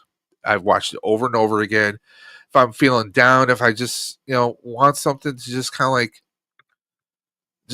drift away, and Flash Gordon, man, it's just an amazing adventure. And I love a movie when you imagine yourself as him half the time. I mean, right. Hell, he's playing football to knock out some guards in one scene. It's just, and go Flash, and they left it open. They left it open for sequels, but we never got anything like that. It would almost, and I say almost, be interesting if they did a la Superman Returns, but with Flash. Because we see Ming's ring fall off his hand after he is killed. Yeah. But we saw someone pick it up, and then we hear an evil laugh. And of course, Flash and Dale and Zarkov are, they're all there. They're stuck there. And he says, well, she asks, will we ever get home? And he says, well, we'll never stop trying. But who knows? It would be interesting to see, what that world has become. Maybe Flash is, maybe they somehow elected him and he's tried to be a ruler, but things have gone sideways. And maybe if it's his kid that's now going to fight a new Ming or something like that. Who knows? I mean, any number of things could have happened, but this is just an amazing soundtrack. And it's just fun. It's just a fun movie. And that's what a lot of my childhood was. I didn't have a whole lot as a kid. My escape was TV shows and movies like this. What are your guys' take on Flash Gordon? should have been like the next Star Wars, right? Like that's kind of what it felt like. My dad remembers like listening to all the old Flash Gordon stuff, the comic strips and everything. Here comes this movie. He's all excited to see it, and I remember him putting this on for me as a kid. It didn't hit me the same way Star Wars did because I wore out our Star Wars VHSs as kids. But this was definitely right up there. Like I could see, like you're saying, you could see yourself as Flash kind of thing. Yeah. And it's just phenomenally done. And the way the script was written, it felt like they just pulled it right out of the comic strips in a lot of ways. Which sadly doesn't get done nowadays. I mean, they were the defenders of the universe. Yep. And kudos to NECA, by the way, for grabbing all those guys and putting them out. Not just Flash, like, Phantom and everything else too. Kudos to NECA for somebody doing that. We need more of that. Well, I'm glad they gave us the Defenders of the Earth cartoon figures. I think that was great. Yeah. I needed that as an adult to see those figures remade because I had them as a kid. And I think that, again, I'm forgetting it's the pulp. That's what they called them. Pulp heroes. The pulp heroes. So I played, and for anybody that's never played tabletop, there was a company that did a version of like Pulp Heroes where you used poker chips and you didn't roll dice, and you would have to create like half-baked kind of concepts for your character, and the storyteller would do this. When I watched Flash, and then I played years later, I played this game as an adult, and I was thinking of my character coming from the other wrong side of the tracks, and we had to fight Zeitgeist. He was the villain of our story. Flash Gordon is that immense amount of campiness, but with the right amount of it doesn't take itself serious. I don't think you could do a movie like that now in this era of films, sadly, because I think it's Is that it? Yeah, Pulp Hero. That's what we played. It was great. That was 100%. I loved that. I wish that I could play it again. You can't see those. You're not going to see that now. And I know it's not because of the themes or the story. It's just that Pulp Hero's gone. The concept is gone.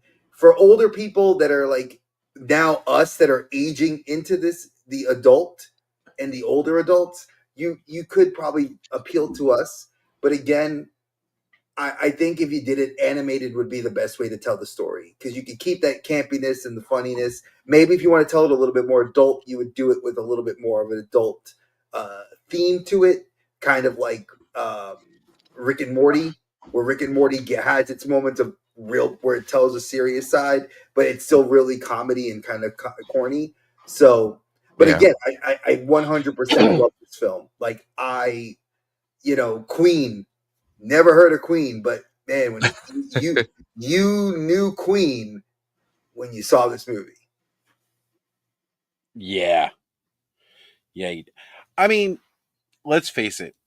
Queen, as a musical score to a movie, pretty much almost automatically makes it, as we described for the title of the show, a banger.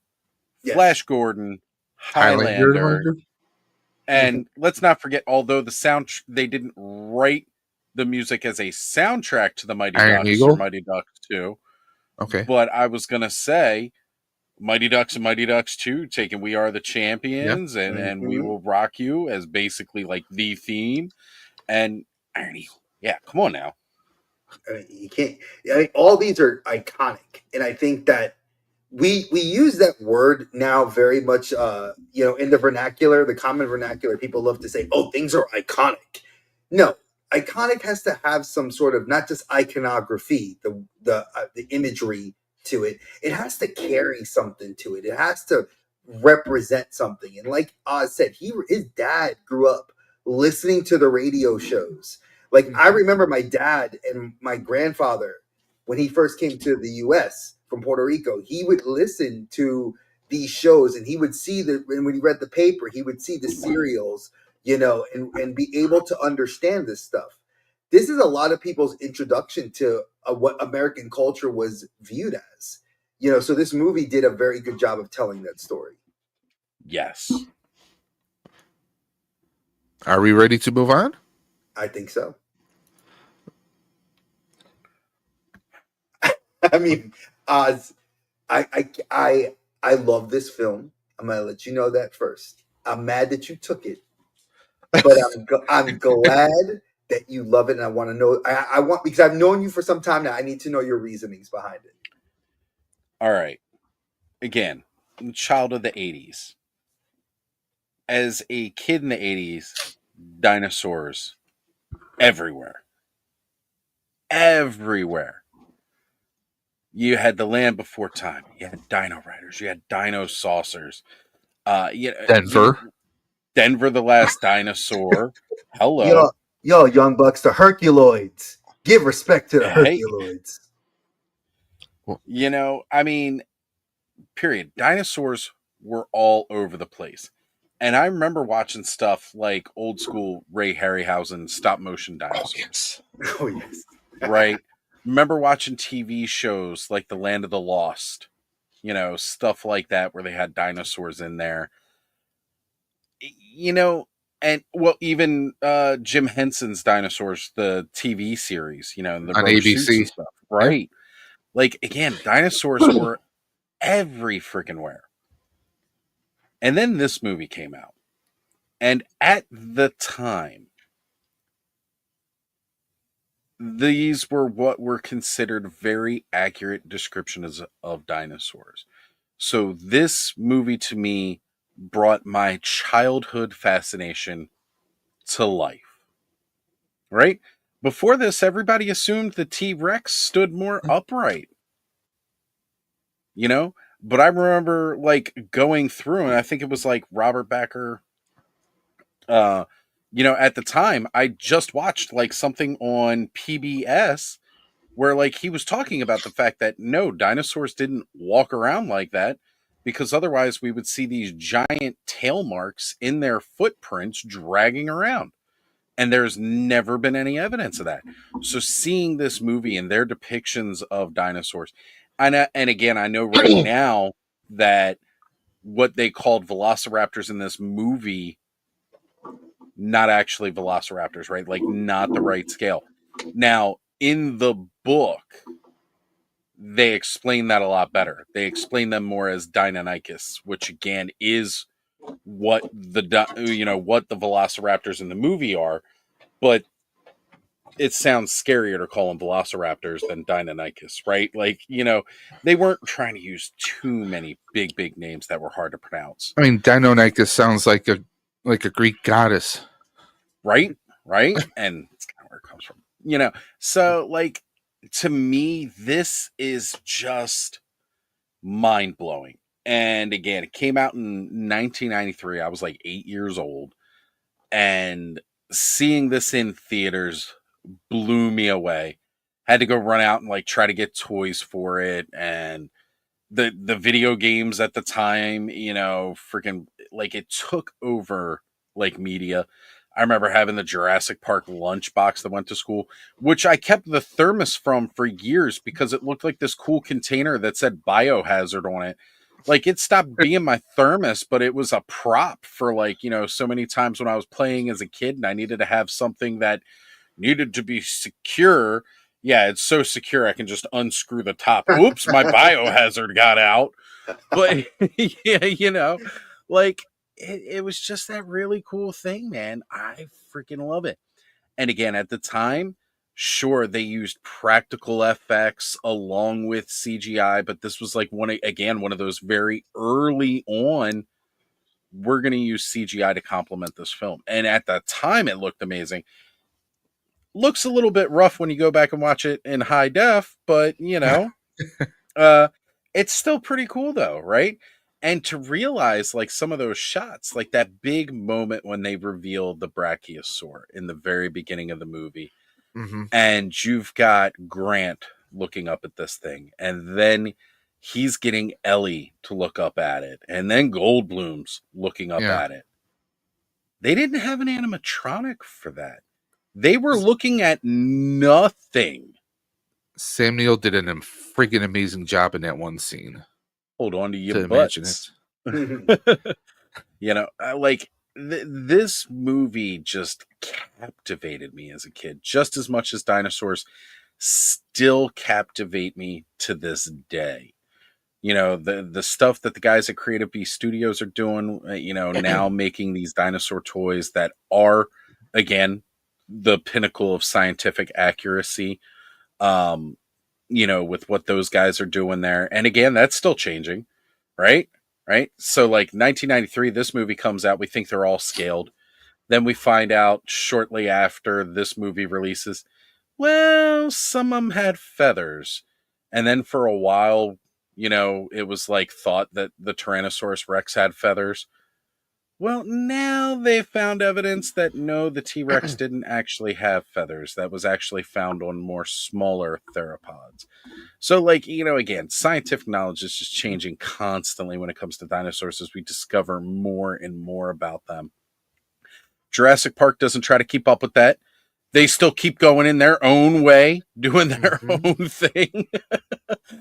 But at least they've got a way to explain it where they need these dinosaurs to look more horrifying for the wow factor for the parks. And that totally makes sense, right? Yeah. Right. It's a theme park, by the way. Yeah. Yeah, it's a theme park. So, you know, it's like you got to wow people. Otherwise, nobody's coming to show up. And with the kind of money no for the expense. Oh, man. I still use that line to this day when I'm talking about certain things. Like, spared no expense. That's what I say when I get that dragon. I think everyone does. Oh, yeah. Or when you talk about maybe a dragon, spare no expense. Yeah, spared no expense. Actually, I did spare an expense. I didn't get the epic wings, but look, I spared the expense by not getting the epic wings and not getting the shipping. I'm going to be going to the warehouse to go pick that bad boy up. So, you know, it just made it that much more affordable. Yeah. Hillian is bringing up a point. It was in the news. Apparently, a dire wolf was brought back from extinction. So, yep, that's what's hitting the big news right now. They've got 3 of them. So again, very much in the vein of this movie, they are bringing back extinct creatures. However, let it be clear that what they brought back is not a dire wolf. It is 100% not a dire wolf. They used DNA from a dire wolf, and they used DNA from a gray wolf. What they have is not a dire wolf. And they're saying, the company is saying that, well, gray wolf DNA is 99.5% accurate to a dire wolf. That is completely untrue. They did like their own independent study, which is not peer reviewed. And if you know science, in order for it to be legitimate, it has to be peer reviewed. It ain't. So there is no 99.5% match. That's just the byline that they are touting. Previous studies have shown that they were 2 very vastly distinct species. The DNA does happen to be compatible, which kind of, again, goes in the vein of the theme of this movie, where their DNA sequences of the dinosaurs were not complete. So they had to fill it with relatively fitting DNA. You know, so they're filling it with relatively fitting DNA. So they are not actual dire wolves, but it's in reality the closest thing we will ever see in our lifetimes to it. And it's a very exciting thing. However, Malcolm's words from this movie have stayed with me to this day about being so concerned whether or not you could do it.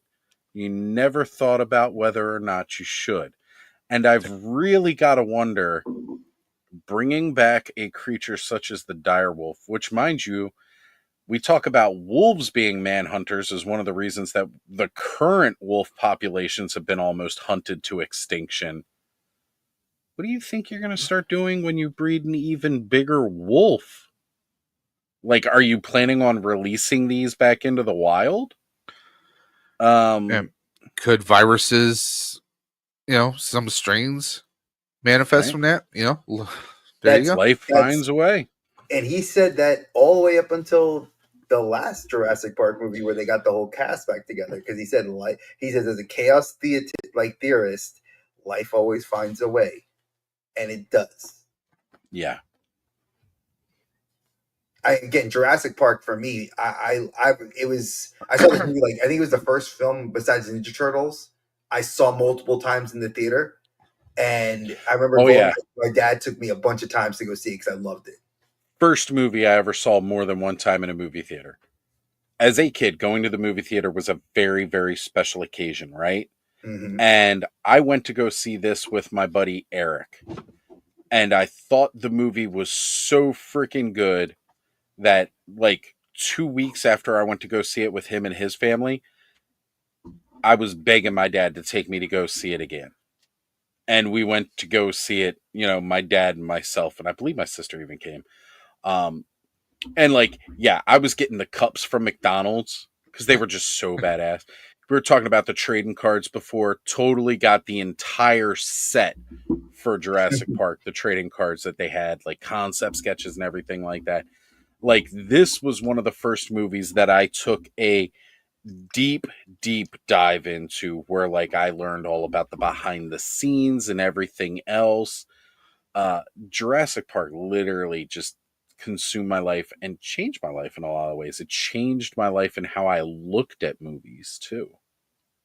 Yeah, because you said it best. I think Dave and I've always said something we say here on this channel a lot is that movies of the current era are starting to get back to the use of practical effects, lighting, sound, and the atmosphere of a film. They're paying attention to the core tenets of what keeps a movie pure and gets you involved. It gets you as a person because they have to remember the movie goer has to feel something. It's our escape, right? You pick up a book to read a book to get involved in the characters in that world. And Jurassic Park, from the beginning of that movie, you felt like you came onto Isla Nublar and you were there. You were inside the world of Jurassic Park. You could feel that. Like, for me, the Velociraptors, like this one over here, she at 2 years old, her cousins that are older than her that saw Jurassic Park were crying, boys crying. This one here sat with me and watching Chris Pratt run from a freaking Velociraptor. And she's like, "Yeah, Papa, yeah." And I'm like, did I do something right? Like, did I get my kid? Maybe. And it's an experience that continues, right, Trey? Because you're talking about sharing that, with Peanut. I've shared this with Connor, so it's something that has passed down because it continues, right? Yeah. So, like, even though this might not be their first film that sets them, in love with this franchise, whatever one you introduce them to is what will set that tone. Yeah. Connor absolutely loved watching Jurassic World with me because that was the first one that he really saw. And then we watched Dominion. We just kept going with it because it became a tradition at that point. And, he absolutely loves that time with his dad. He loves dinos just like I do. He might not be about as geeky about it as I am because I got really into the science of it. He just thinks they look cool as shit. Oh, no, I did. I got into the science of it with Tina. She took my Indominus Rex. She took my Indoraptor. I bought the toys for me. She was like, "Papa, I like it." But like you said, it's that love we give to them of these fantastic creatures that at some point when she's a little bit older, I want to take her to the Smithsonian and actually have her see what I saw at the Natural History Museum that made me fall in love with the dinosaurs. Hey, look, if you're coming up into my area like that, going to the Smithsonian, Holler at me. You're coming with me and my family. Like, you're gonna bring Connor and you're gonna hang out with us. There we go. Got it. See? I don't know Oh. if you guys heard, but yeah, I got my raptor right here. Oh, I love it. Yeah. Oh, wait, I gotta We'll do it again. But Jurassic Park, to me, it's an amazing film, but also in the geek space with our technology nowadays, the geeks who love the original, they can make anything. I think I asked you already, but does the noise chamber make the noise? Though? No, it doesn't. This was this is one I printed up myself for a buddy of mine. I actually have bone, like what looks like stone kind of filaments, so I'm going to do another one of these. There is someone who tried to make a actual resonating chamber, but I mean, like the geek space now has you're making replicas of a movie from 1993 now. That's what I love about the geek space. But Jurassic Park is one of those films that, I mean, it made us. I mean, back then. It made everything look so real. 1993, I actually graduated from 8th grade in '93. Damn, I'm old. But Jurassic Park is still one of those popcorn movies. You know, I mean, it's still a very fun movie. And anyone who sees the movie, I definitely recommend reading the damn book. Yeah, read Crichton's book. To see the differences are so stark. Yeah, they are. The differences are so damn stark that it will blow your mind and take you to a different level. Speaking of a different level, nerd affiliated in the chat. Hey, Archer. Now, Crichton, the only one of the movies that stood true to Crichton's books was Jurassic Park 3. That was the closest one with Macy. They said that was the closest one we got to like staying true to like his stuff. But really, they're saying that this new Jurassic Park that we're getting is gonna give us the scene that we were supposed to get from the first movie. Jurassic Park, the first Jurassic Park, that movie, it had a lot of the elements of the first book, but it also put a lot out because they could only cram so much into it. Then you had Jurassic Park: The Lost World, the book, where honestly, like one of the only things that actually carried over from the book to the movie was parts of the plot and the fact that it was kind of like Ian's solo adventure, you know, and him having his little team. But most of what happened in that movie was not even in the book. Some of the parts, like the raptor attack at the end, kind of happened in the book, but not really. Yeah. Then there were the parts that like they didn't quite put in the first movie, and some of the parts, like a couple of the dinosaurs within the second book, they did put those into Jurassic Park 3. But Jurassic Park 3 had no book.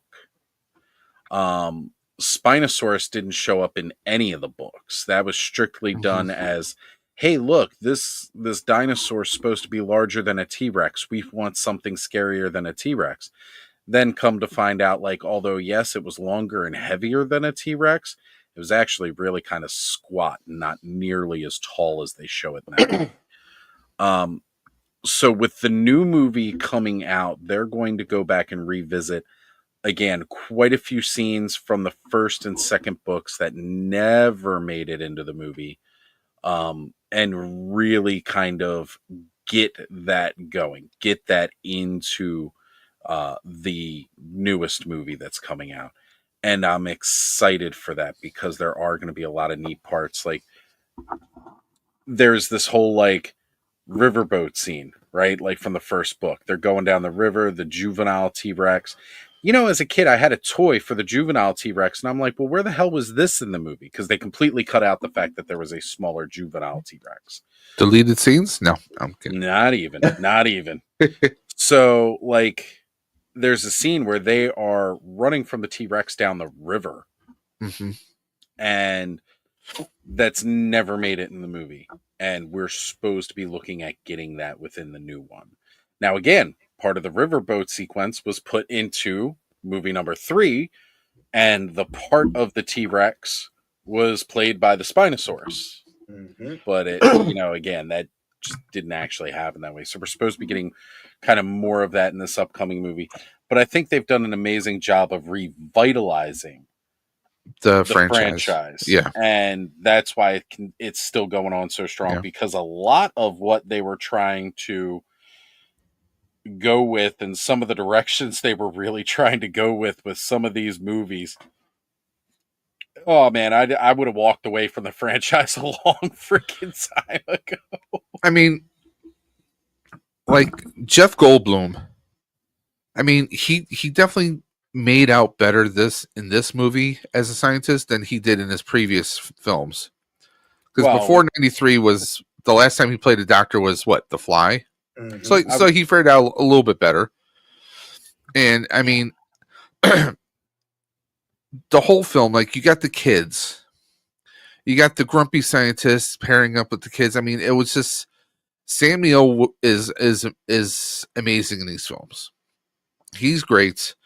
I mean, just seeing these dinosaurs, thanks to Steven friggin' Spielberg. I mean, like when he gets his hand on a book, he can adapt the hell out of it. I mean, to me, to this day, I have a friend who he's like in his early 30s. Jurassic Park is one of his favorite of all time. He's got a replica Barbasol can. Nice. That does open up and it's got the little prop with the little tubes in it. I mean, so many of us, you say Jurassic Park and everyone's seen the movies. I mean, they've adapted, was it there's an animated show on Netflix. I forget what it's called. Yeah. Camp Cretaceous. Camp Cretaceous. I mean, they have so much that, I mean, even when you re-release the original like stuff based on the original movie, the collectors are going out there and buying it big time. Dinosaurs have always been a property that anyone will flock to. Whether it's a dinosaur or something that looks like a dinosaur, has a lizard-like features, Godzilla. I mean, we've always been fascinated by reptilian creatures of all kind. I mean, we see like I call it a pterodactyl, but we see those at the end of the first film. I mean, there's just so much. I mean, it just blows your mind. Like definitely, like it would be amazing to see these creatures brought back. But again, thanks to Jeff Goldblum, and rightfully so, should we? Because we can. You could jump off a bridge. Does that mean you should? So, I mean, but this is definitely one movie that never gets old. It never gets old. It's that fascination. It's the kid-like fascination of stores. Yeah. It's that, like Oz said, it's the fact that we as parents and as adults can pass it to our kids, our nieces, our nephews, brothers, sisters. It's that love that will, it's something that we are scared of or we were fascinated by, and it transcends that. I passed it on to my cat, my young one. When she was smaller, we dressed her up as a dinosaur. Had a little T-Rex hood on her, had the tail and everything. So yes, we even pass it on. We can pass it on to our cats too. Okay, just saying. Hey, pets are family too. So Dre, are you going to take us to Beverly Hills? Oh man, what can I say about this film? That I want to be concise and quick in how I say this because I love this film. Get the fuck out of here. My wife, the reason I picked this at number one is because my wife, when I was making a meeting for work, I did a Kahoot for work for our meeting that we were doing. And my wife said, you should do some music. And she started humming Axel F and said Axel F. And I said, this is one of the reasons I love you, right? And she's like, why? I said, because you could hit me right in the feels and not know you did. And I then started watching Beverly Hills Cop. I've seen everyone. I love this one, 2, Metro, which should be Beverly Hills Cop 3, Not the Beverly Hills Cop 3 Would we have been got. better. Metro was a better film, far superior. And then obviously Axel F. And this film for me is one that I shouldn't have watched when I was younger, because when Oz was 8, I was going into high school. So when this movie came out, Don't remind me. I was definitely a youngin', but I was around aunts, uncles that cursed a whole lot. And Eddie Murphy with his laugh. I had an uncle that has his laugh and even looked like him. So it was, to me, I love this film. I love cops. We have cop dramas, cop procedurals, or something I've always been a fan of.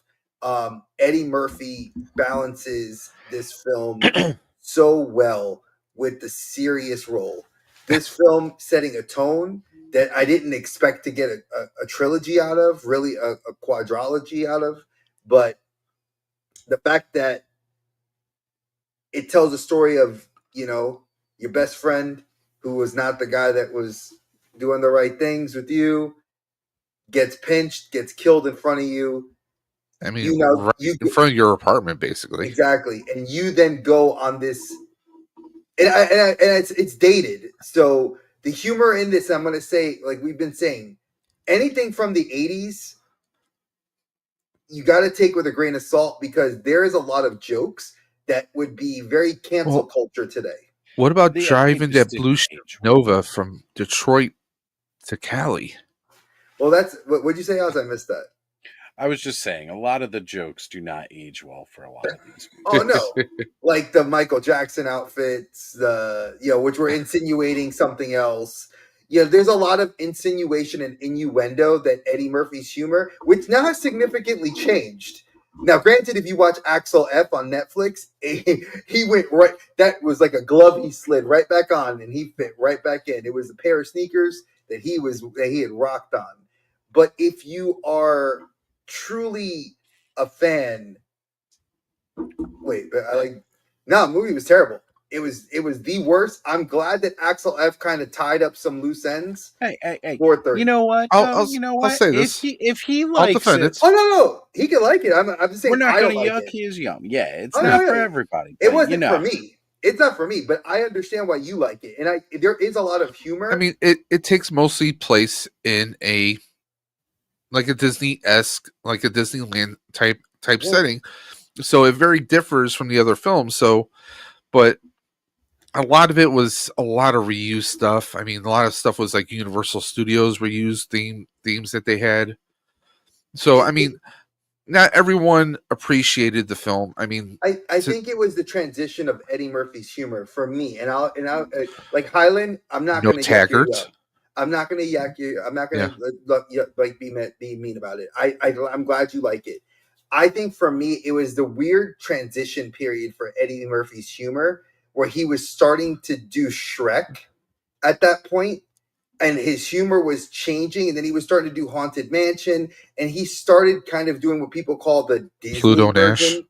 Yeah, he did the Disney version of himself, where he was lightening up on that like raunchy humor that I grew up with.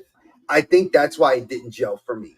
I liked Metro because I felt Metro was like his last foray till we got Axel F last year.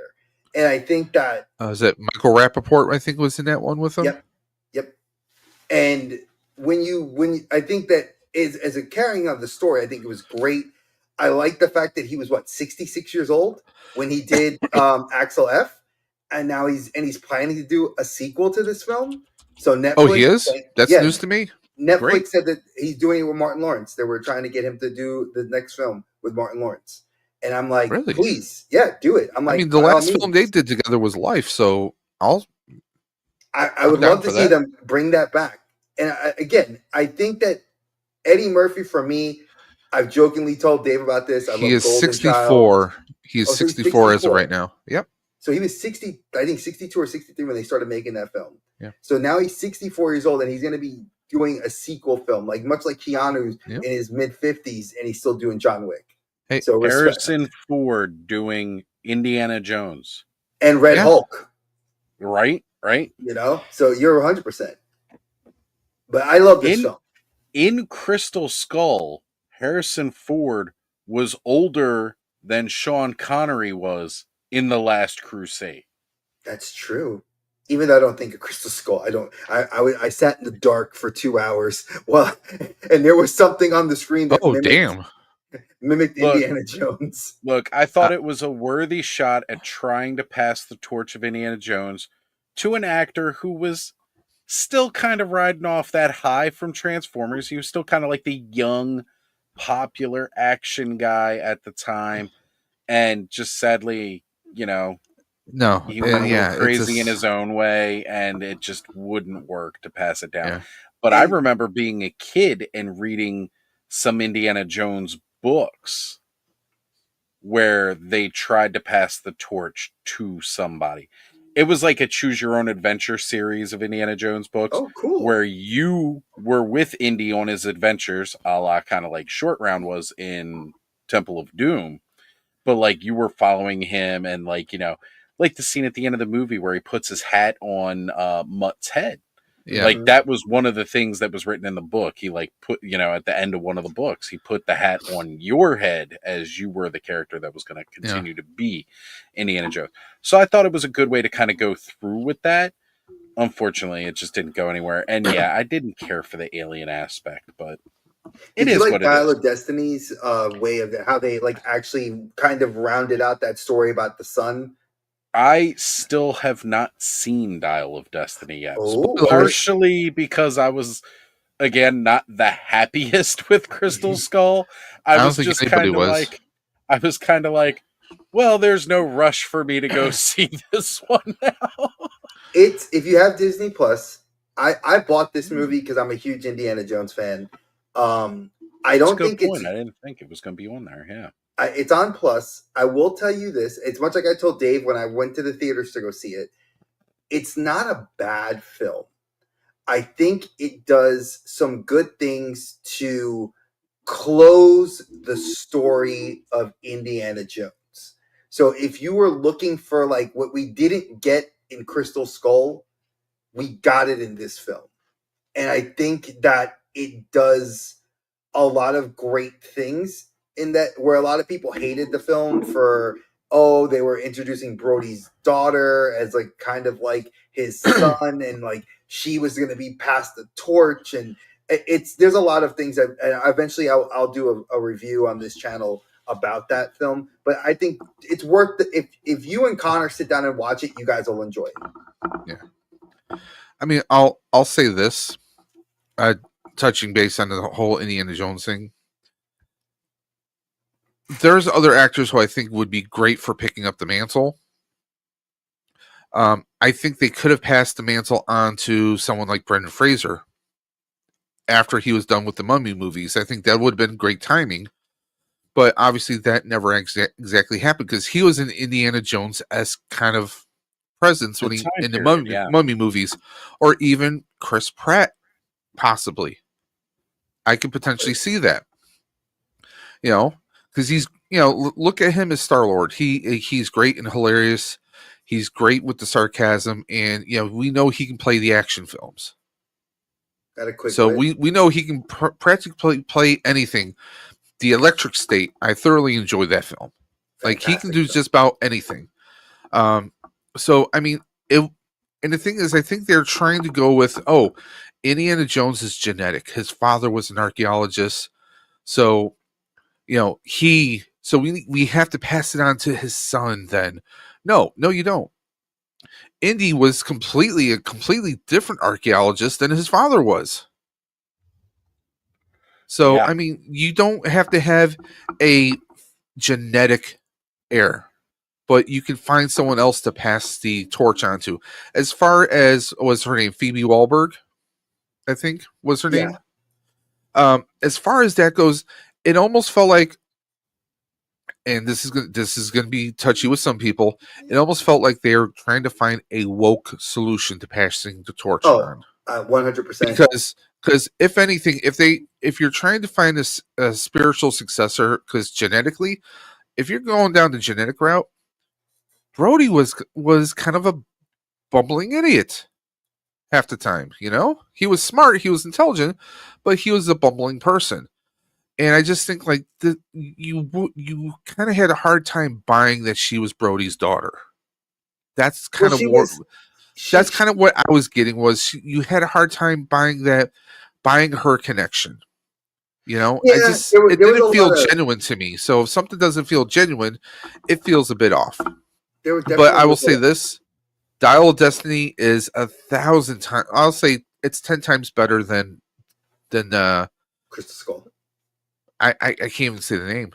See, that's how I'm going through therapy because of that film. I swear. But I mean, there's a lot of other people. I mean, hell. Why am I blanking on his name? I met him actually. Guy who Boondock Saints, and he did Young Indiana Jones. Oh, Sean Patrick Flannery. Yeah. So what about getting like someone like him? You know, he's a bit old at this point. He's younger than Harrison. He's younger than Harrison, but the problem is he's still like past that point of seeing somebody in their prime doing these kind of he's adventures. Kind of, I don't want to say he's frail, but he's scrawny because I met him last summer here in Buffalo, Nickel City Con. So I'm a big Boondock Saints fan, so I got his autograph. And hopefully, if I ever come across Norm Reedus, I'll get him to sign the same photograph.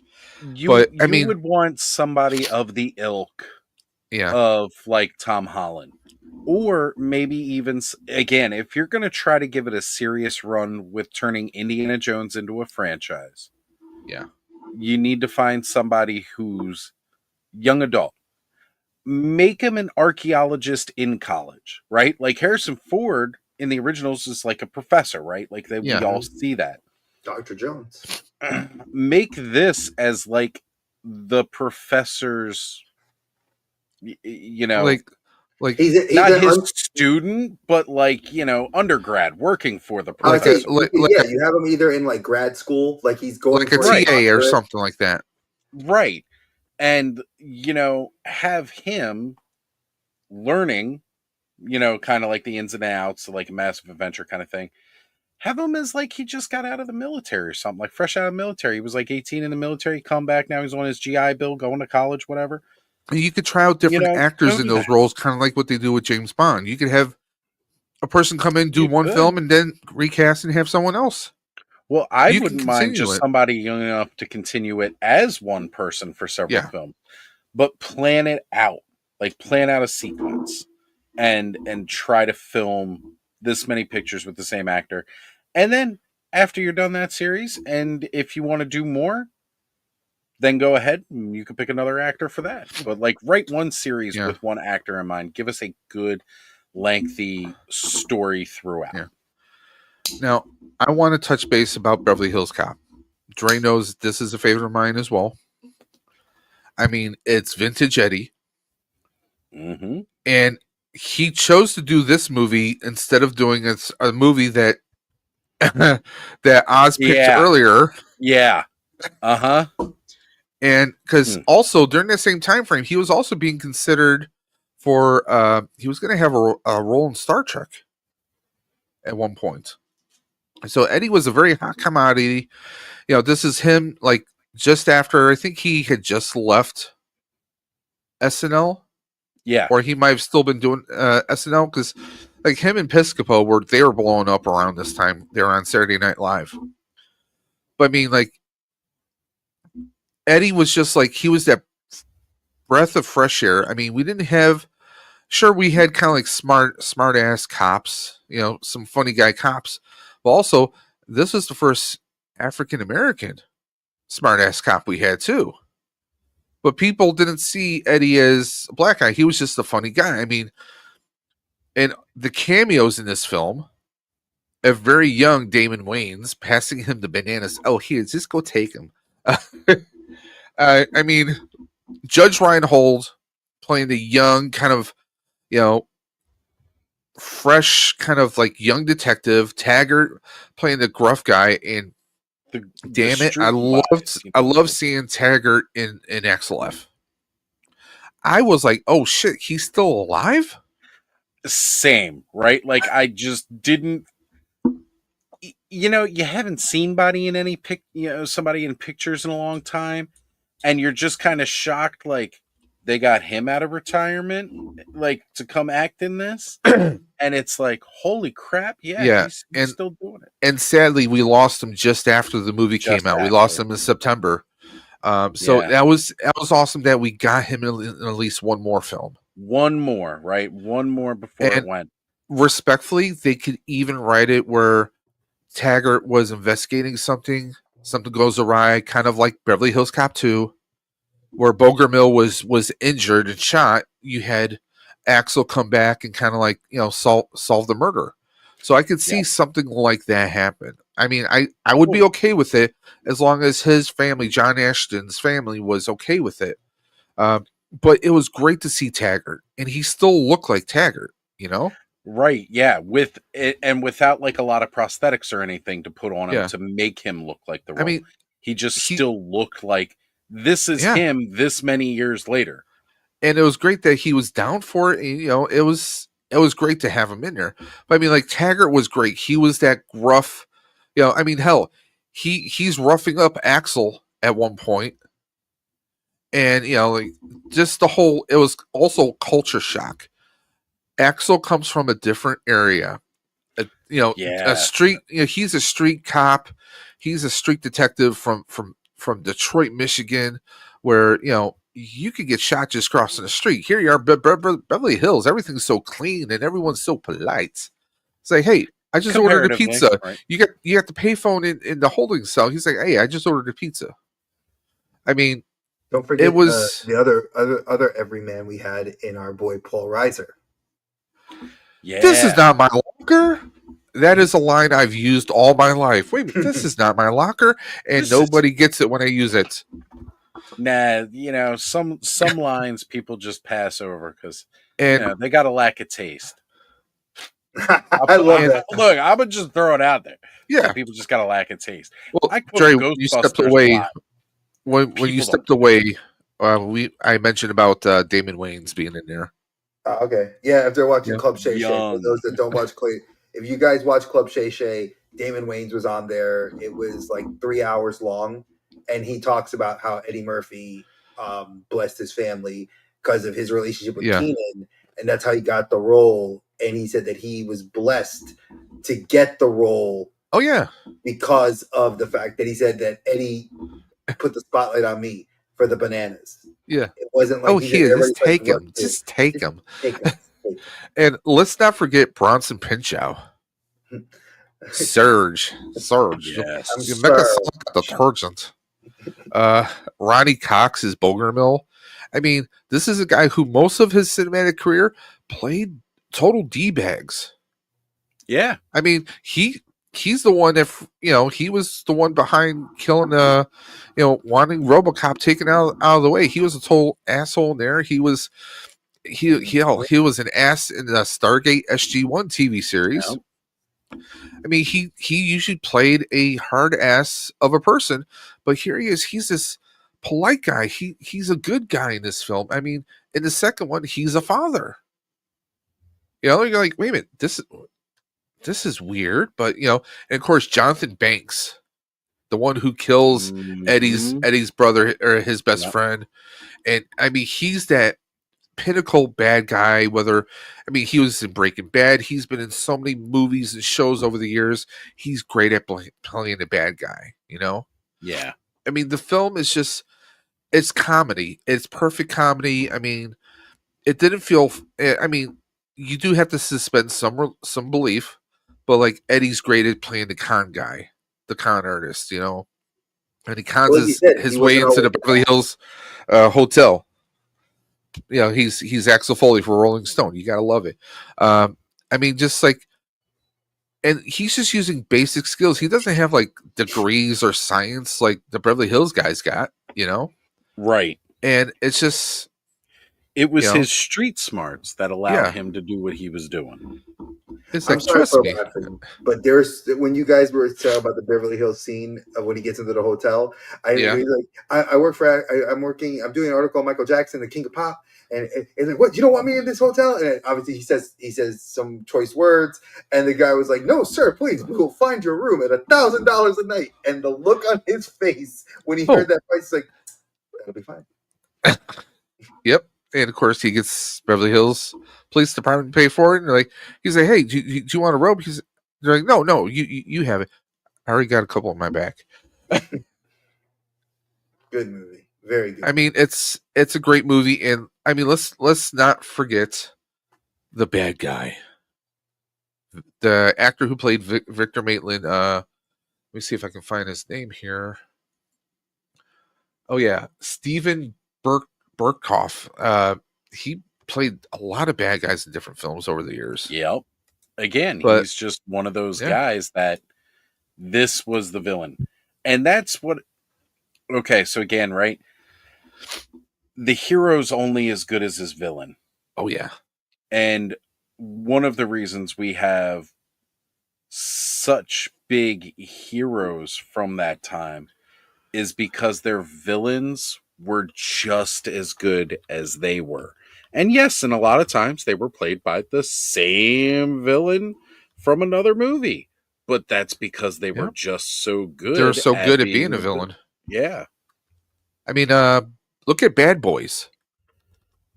Oh, man. The first Bad Boys movie. I mean, that villain was equally evil. That, he perfectly, it was balanced when you have two heroes.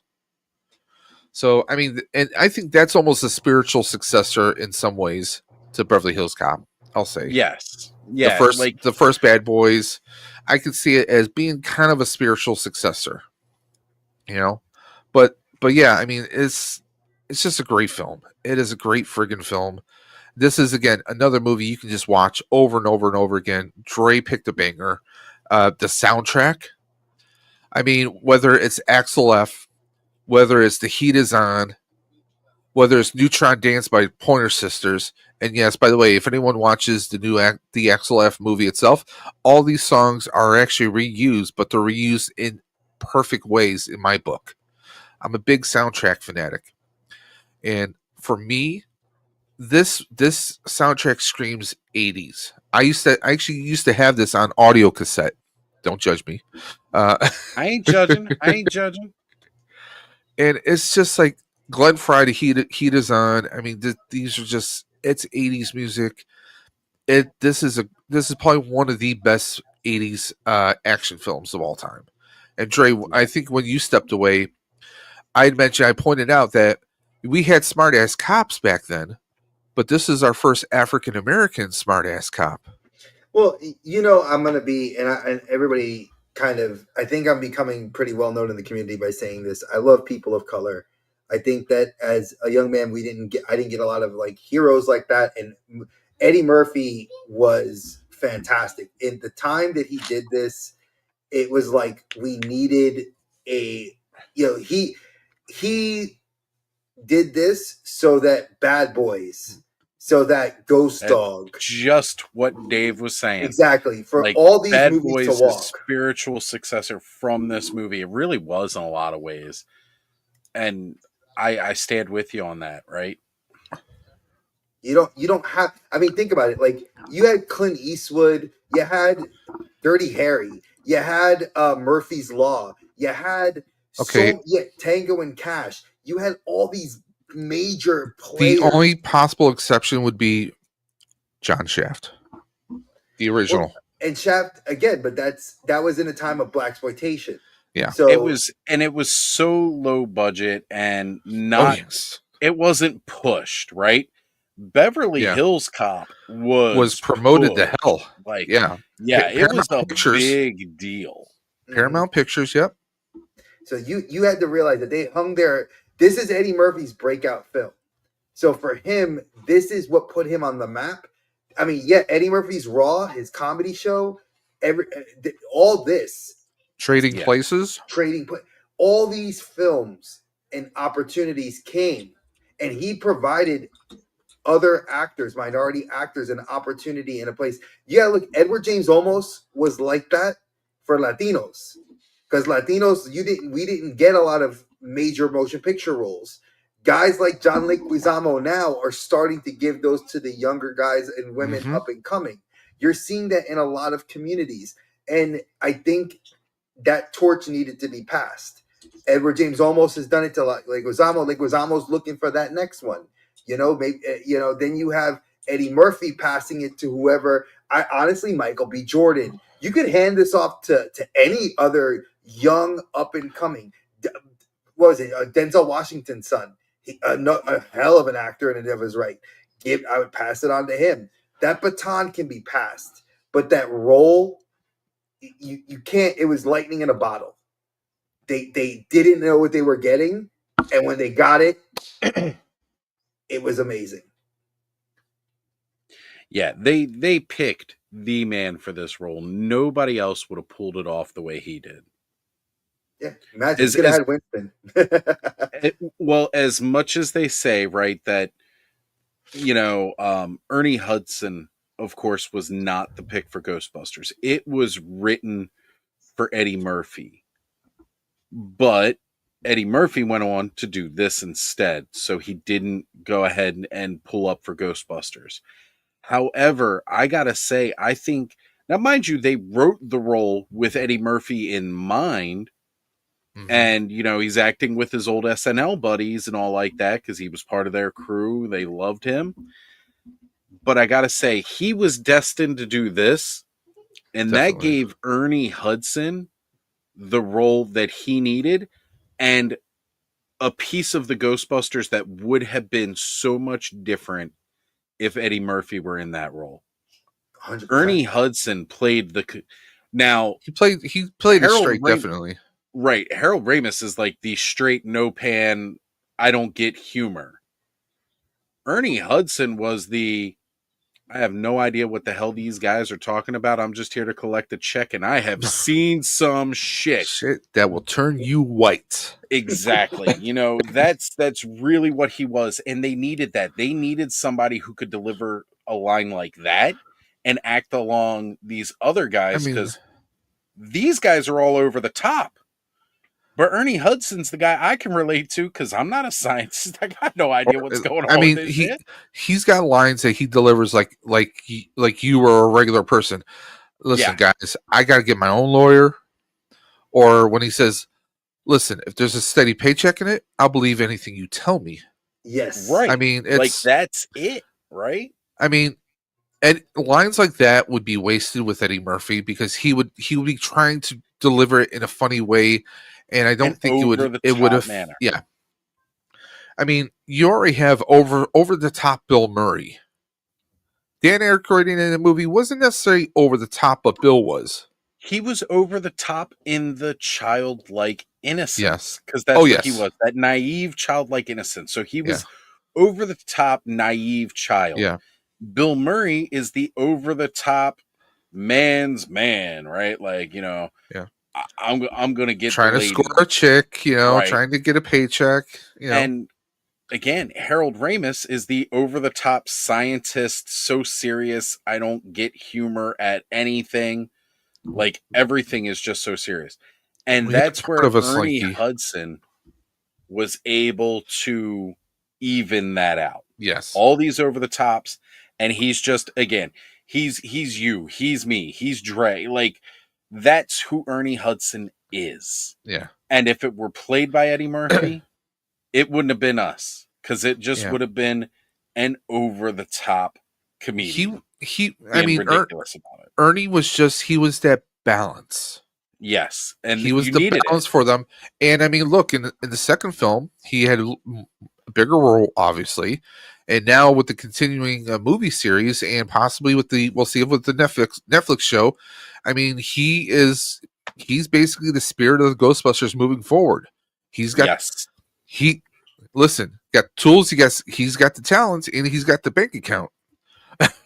So he's protecting the Ghostbusters, and he's protecting that legacy.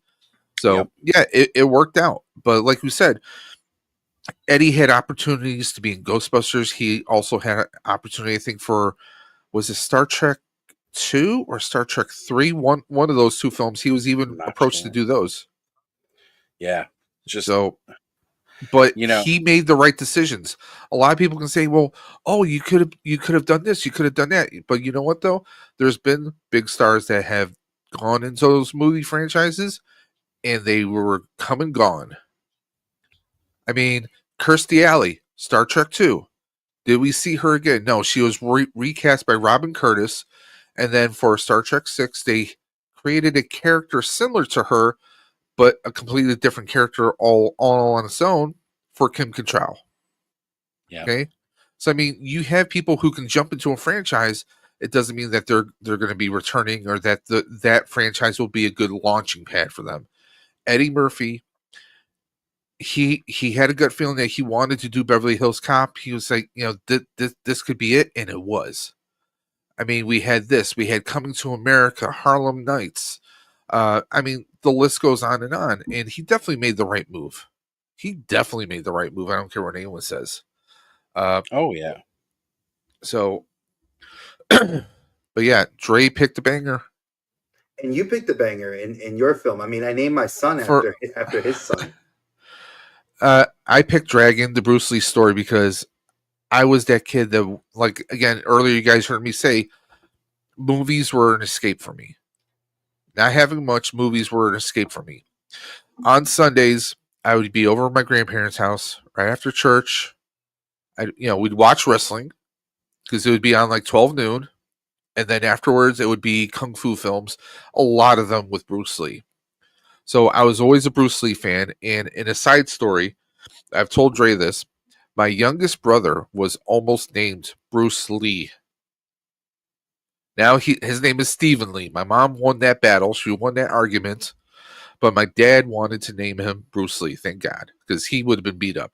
The funny thing is he has a smaller frame compared to the rest of us, but that's a whole other story.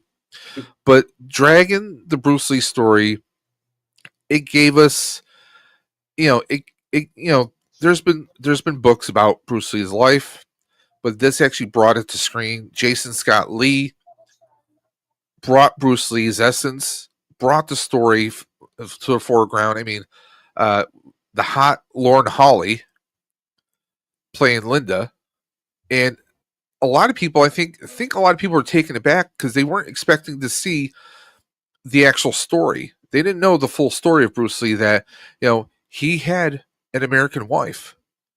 They were breaking the race barrier back then. We saw a lot of the issues when he was trying to break into American cinema, American TV, when he was the sidekick to the Green Hornet. When he had the chops that he should have been the leading man the entire time, but that never happened. After that failed, he was helping to create Kung Fu, but they went with David Carradine. They whitewashed it, as it were, I mean, Bruce Lee did not get a fair shake at anything. And when he struck out on his own, and then you had again, other schools of Kung Fu going against him. I mean, this was an amazing story, and it just so happens that it was based on actual events. And you have to love that. The fact that he was paralyzed, the fact that he fights his way back, and he told his wife to leave him. And you see it in the movie. And she's like, no, she gets a binder. She's like, okay, let's write your book. Let's write out, and it's just, to me, it's another film I can't stop watching. I can watch this over and over again. It gives me goosebumps when I watch it. Because Jason Scott Lee, he embodied Bruce. And we see they kind of mystified the Lee family curse. And for those that don't know, the Lee family curse, and hey, Cobb's in the chat. The Lee family curse, of course, Bruce died under mysterious circumstances while filming a movie, and his son Brandon died while making The Crow. So there's a lot about it that's just, I mean, the movie itself, the soundtrack. Well, you guys hear me say I'm a soundtrack person. I don't just mean like regular songs we hear on the radio. I also talk about instrumental scores. I have this soundtrack. I have so many other soundtracks, and this is just, this is a movie that it always blew me away. And being a Bruce Lee fan, to actually see that his story could have been a regular movie, could have been an original movie all on its own, but it's his story. So for me, this is a big one. It's sad that Jason Scott Lee did not really excel after this, because he was kind of like an antagonist in a Kurt Russell movie called Soldier. He was, I told Dre about this, he was actually one of the hoverboard gang lackeys of Griff in Back to the Future 2.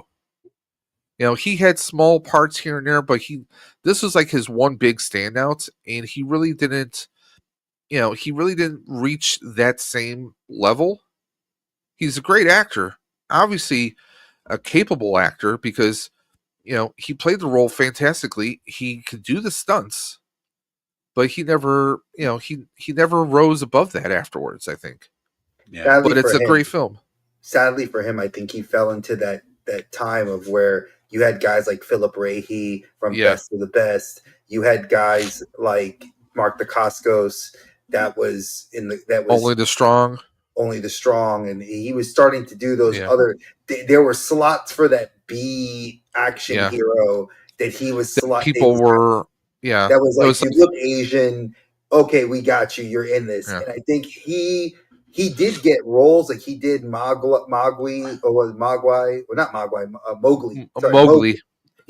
Book, and when they did the Jungle Book, he did have roles, and he was a villain in some of the TV shows on CW, and he did. But he never got that respect that the roles that he really deserved. I think Mark Dacascos kind of took that from him, if you wanted me to be blunt. Sadly, And ironically, he starred in the TV series The Crow, Stairway to Heaven. Mm-hmm. Yep, he was the one that took over the role of Eric Draven after the movie. Yeah, exactly. And I think that's something that, if anybody that ever's interested, which ironically I'm rewatching right now. Mark Dacascos, if you guys are fans of John Wick, he played the villain that actually hunted Wick in the second film. Yep. So if you guys are, he was a fan of him. Exactly. He was fanboying on him. So ridiculous. So bad. But Dre, we also covered Mr. Dacascos in another movie when we talked about video game movies gone bad with Double Dragon. We mentioned that a lot with him and what was it, Scott Wolf? Wolf. That was terrible. So you got a guy who's on the level of a world class martial artist in Dacascos, and then you're like, and then just go pick some pretty white boy from Teen Bop magazine and let's throw him in here too. Yeah. And don't forget Alyssa Milano with the short blonde, bleach blonde haircut. Yeah, and Robert Patrick. Hey, he was the best part of that whole damn movie. Oh, he was. Hands down, the only reason to go see it is because of Robert. Alyssa Milano in booty shorts. Hey, you know what? That's great, but you can still see her naked. That's true. That's true. We can see her.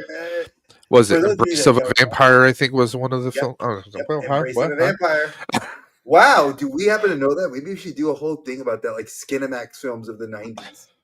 Right, your teenage Poison Ivy with Drew Barrymore, and then the sequel, which had Alyssa Milano. Yeah, I mean, crazy. Not that I know about such things. I'm just saying. No. I wasn't a young bullshit. I will own that. These two guys don't want to say it. I will own that shit. I knew about them. I had the VHS and when DVDs. I had the binder that you could not go to. And my mom was like, "Oh, I'm gonna get a movie." No, don't go to that binder. Why? Oh, that's my computer games.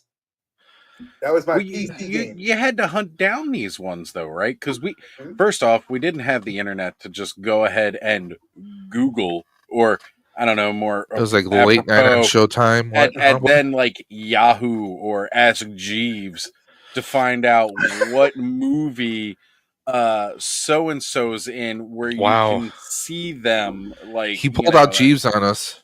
I totally, man. I used to ask Jeeves. You're the youngin, and you're the youngin. I'm a youngin. I respect you more. But that was the thing. Like we didn't have that, so like you had to go browse I mean, yeah, like later we did have it a bit LimeWire. easier, What? but you know, we did have to go browse the aisles of your local video store because, mind you, you Half a couldn't day to download a 30-minute episode of Dragon Ball. What? look half a day to download a picture that Mhm. wasn't even JPEG quality at the time. Exactly. You're right, though. Yeah. But Hunting this stuff down was what the big things were. So go it on.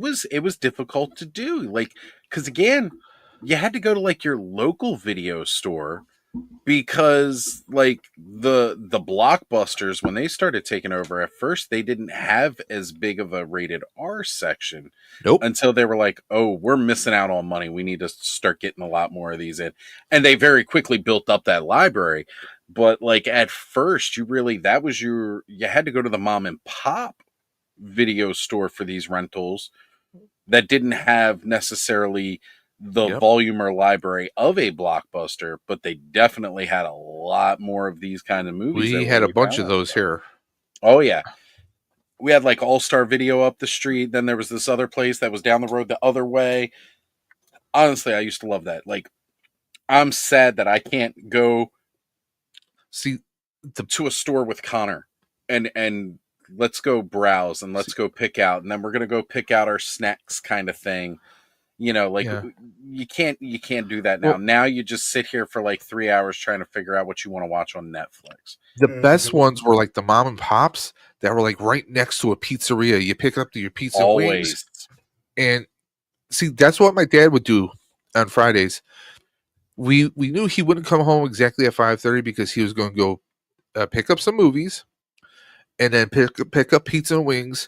Like he wouldn't just pick up like one or two movies. He would get like 6 or 7 movies. So that's what we were doing for the weekend. Now So we also did on and off. We didn't always have cable. mhm, So a lot of times he would just rent movies all the time and we would just watch the hell out of the movies. yeah, So yep. So growing up, my buddy Eric, we were pretty young. His mom and dad split. And it was a rough time, but he and I from like the age of 3 until we were like 14 or 15 were inseparable. Like we were always hanging out. And for the longest time, when the weekend hit, I'd get home. If we had no homework, I was rolling over to his house. His dad would get home and we would immediately go and we'd go pick up a pizza from this place, Maria's up the street.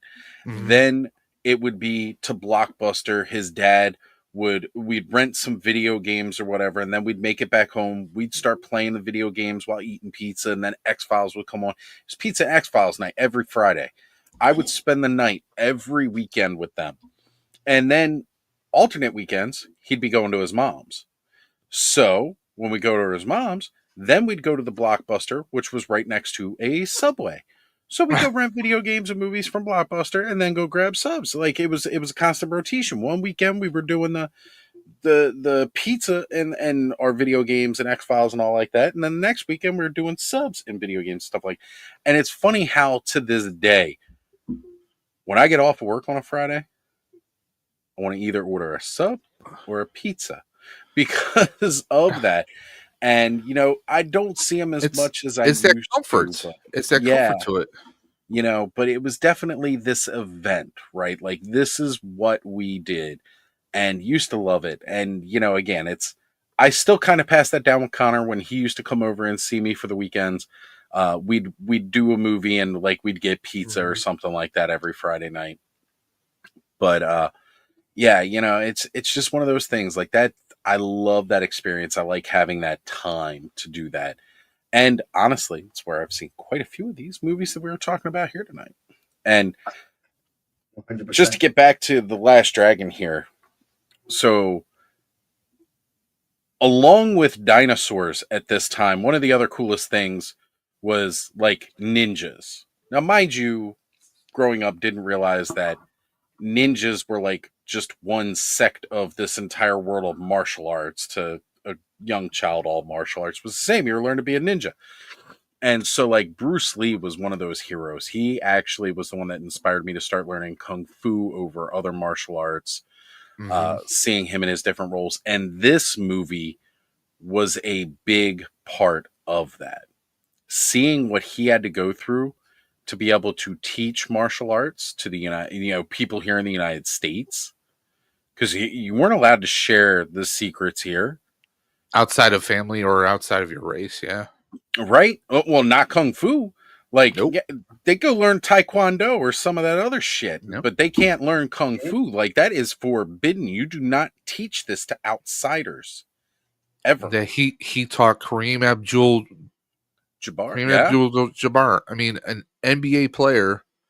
He taught him to do kung fu and even got him in Enter the Dragon. Enter the Dragon. Yep. No, it wasn't Enter the Dragon. That was Game of Death. Yes. No, you are right, Trey. Thank you. But again, it's one of these things, seeing the story about what brought him here and everything that he went through to get where he was. And the truth is, he never became the blockbuster success here in the United States while he was that alive. He should have been. Yeah. Right. Yeah. He didn't get that respect until after. And even then, most of it was from movies he did in China, not even movies he did here. You know, like you said, here he was just the sidekick to the Green Hornet. You know, he was just Kato. He was Kato, yeah. He never got to do the roles he should have had here. But you're absolutely right. His son portraying him in this is one of these things where he should have been bigger. Brandon could have been bigger. And to be honest, it's kind of sad that, like his father, Brandon really didn't get the recognition he deserved until after he passed. And had he lived, I mean, I'm sure he would. The Crow would have blew him up big time. I don't think The Crow would have been as big of a movie as it was had he not died, and all the publicity it got from that event. Mm-hmm. Yep.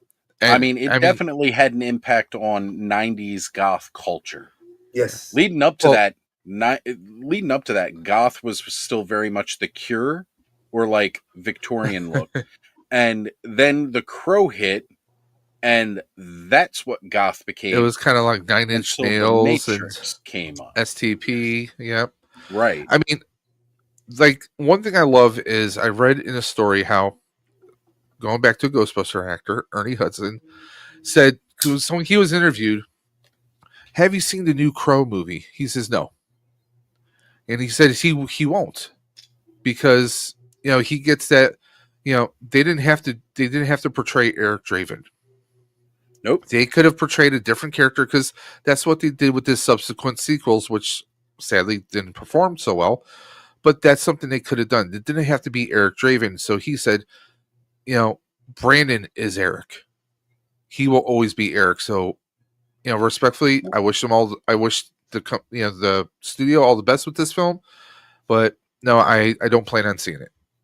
It was the same thing in the comics, right? Because the comics, J.O. Barr wrote The Crow, the story of Eric Draven, and that was that. They did do other comic books afterwards. Oh yeah, they expanded the hell out of it. But it was never Eric again. No. And that's the way they kind of did the movies, because another thing about it is, like, the soundtrack and everything that went into the original Crow movie gave it this feel, gave it this presence. We got a little bit of that going into the sequel with City of Angels. Yeah. It was very much about the feeling, the atmosphere, and that soundtrack atmosphere. I mean, to be honest, the part of what was his name? Wild Boy or Fun Boy or whatever like that? Yes. The one that was with Darla in the first movie. That role was originally, like, even the character in the comic book was based off of Iggy Pop. And he could not be available for the first movie. But he was so when he found out when they were doing the second one, he was like, all right, you've got me on board. The only problem is, again, he's playing the same role he should have been in the first movie and the next one, which is kind of a bummer. But man, those movies are just so good. Like, the first two were. After that, I didn't care for them as much.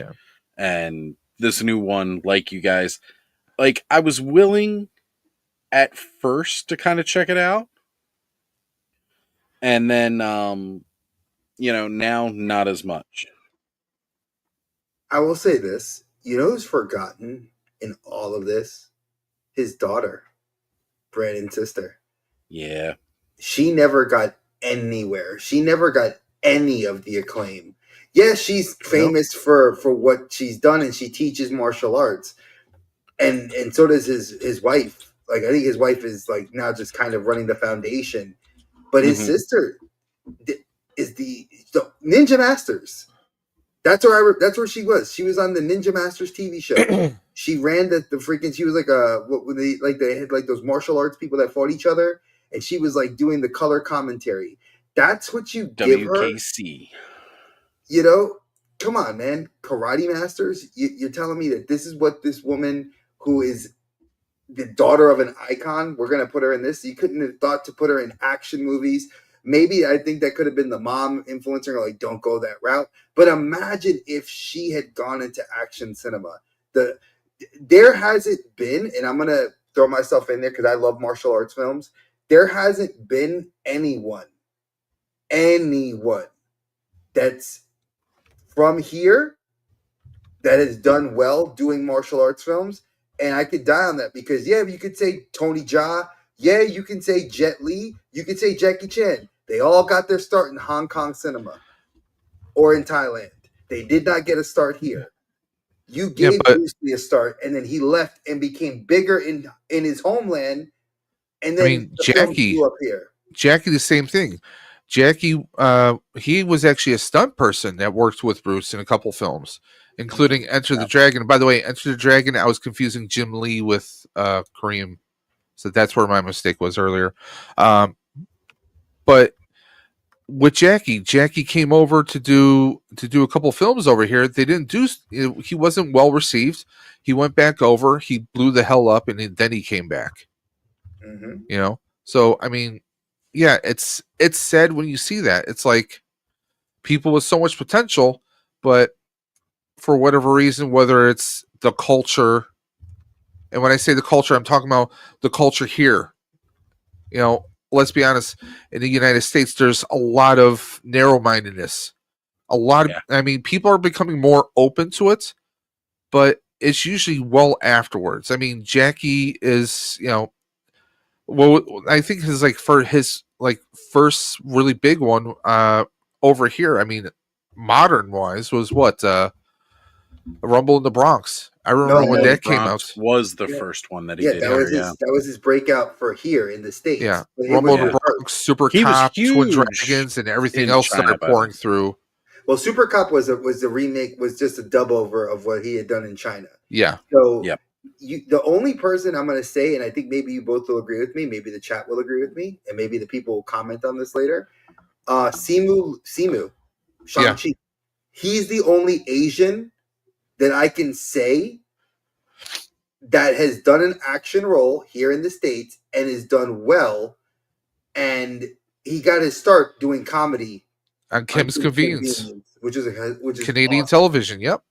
So if you guys want to look at that from a perspective about somebody who was an Asian actor, and now he's bringing in more Asian actors because he's doing it because he wants this to bring us that flavor of the MCU that we don't see, because I think that's important. Again, representation. People need that. You need it. It's too much. You get bored of seeing the same characters. You get bored of seeing this redundancy. So when you look at all three of these films, there's no redundancy. They're three different iconic films we've chosen. When we're talking about actors bringing these roles, like I want to see more. So I'm hopeful that eventually, maybe it is Simu that is the one that takes us to that next level with martial arts. Maybe it's not. Maybe it is Tony Jaa. And I mean, granted, he doesn't do well. Maybe it's Iko Uwais, who was another great one, but again, from Thailand, not from here. Well, so touching base on Simu, we've been waiting too damn long for a sequel. 7 years. 7 years. 7 Way too long. Way too long for a sequel. And, hopefully they do something soon with him. I mean, hopefully we're going to see him in Doomsday or... He is. He got his supposed chair. to be. Yeah, it's supposed to be. And then they're working on Wreckage in Time. What was it? Shang-Chi and a Wreckage in Time, which is supposed to be introducing us to Iron Fist, the first Iron Fist. And it's going to introduce us to the Agents of Atlas, which is going to give us Arrow, Swordmaster. It's going to give us, Amadeus Cho, who is the Hulk. So we're going to get all these characters that totally awesome Hulk. Yeah, we're going to get totally awesome Hulk, which I like. And I like Arrow because Arrow was a character that was very different. We're going to get Luna Snow. If you play Marvel Rivals, she's, a very integral character. What game? The one that I'm addicted to. I admit that honestly. But yes, we need that representation. And I'm hoping that it leads us when it goes into Doomsday that we're getting, not only we're seeing Namor, we're not seeing just these characters. We're getting them at their best. Because I think Robert Downey can do that. I think he can bring that out of them. So I'm hoping. But I digress. I want to say thank you guys because you guys stood with us a long time. We didn't have to have an honorable mention. I think Oz's list is just that. I think it's a perfect tasting menu of films. And in true Outer Dimension fashion, we did go off on tangents. So we have to. Well, clearly, first off, you had me on the show, so this shit's gonna go. And you have to come back. Of course. You're always welcome back. Mega J was mentioning something about something we got coming up later this month. Yes. Dave? I will be coming back for that. Oh! Look at that, folks. There you go. Folks, low-key, I already knew that because he told me, but I just wanted to... we may have even planned out a time when I was going to be here, but I mean, just saying, we're dropping the news for you guys. For a Stream for the Cure, Dre's my executive assistant. Oh, yes, folks. He's my wise man. So I am Paul Heyman for him. Only I'm not fat and bald. I'm bald. You're bald. I'm bald, not fat anymore. But yes. Hey, I'm still fat and a bald. But hey, I love you. Hey, big bound. So I will throw this out there. If you guys or girls are interested in coming on Stream for the Cure, several of our great community members have reached out, are going to be on. You've seen Allison, you've seen Oz, you've seen Mega J on here, you've seen Brick. Everybody is going to be coming out to do something. Even if they can't, they will be in the chat. Oz is going to be gracing us with his beautiful face again because we love him, and I want him to be here. I did know that Allison's going to be coloring with us. We have Mega J, and he said he's bringing friends with him.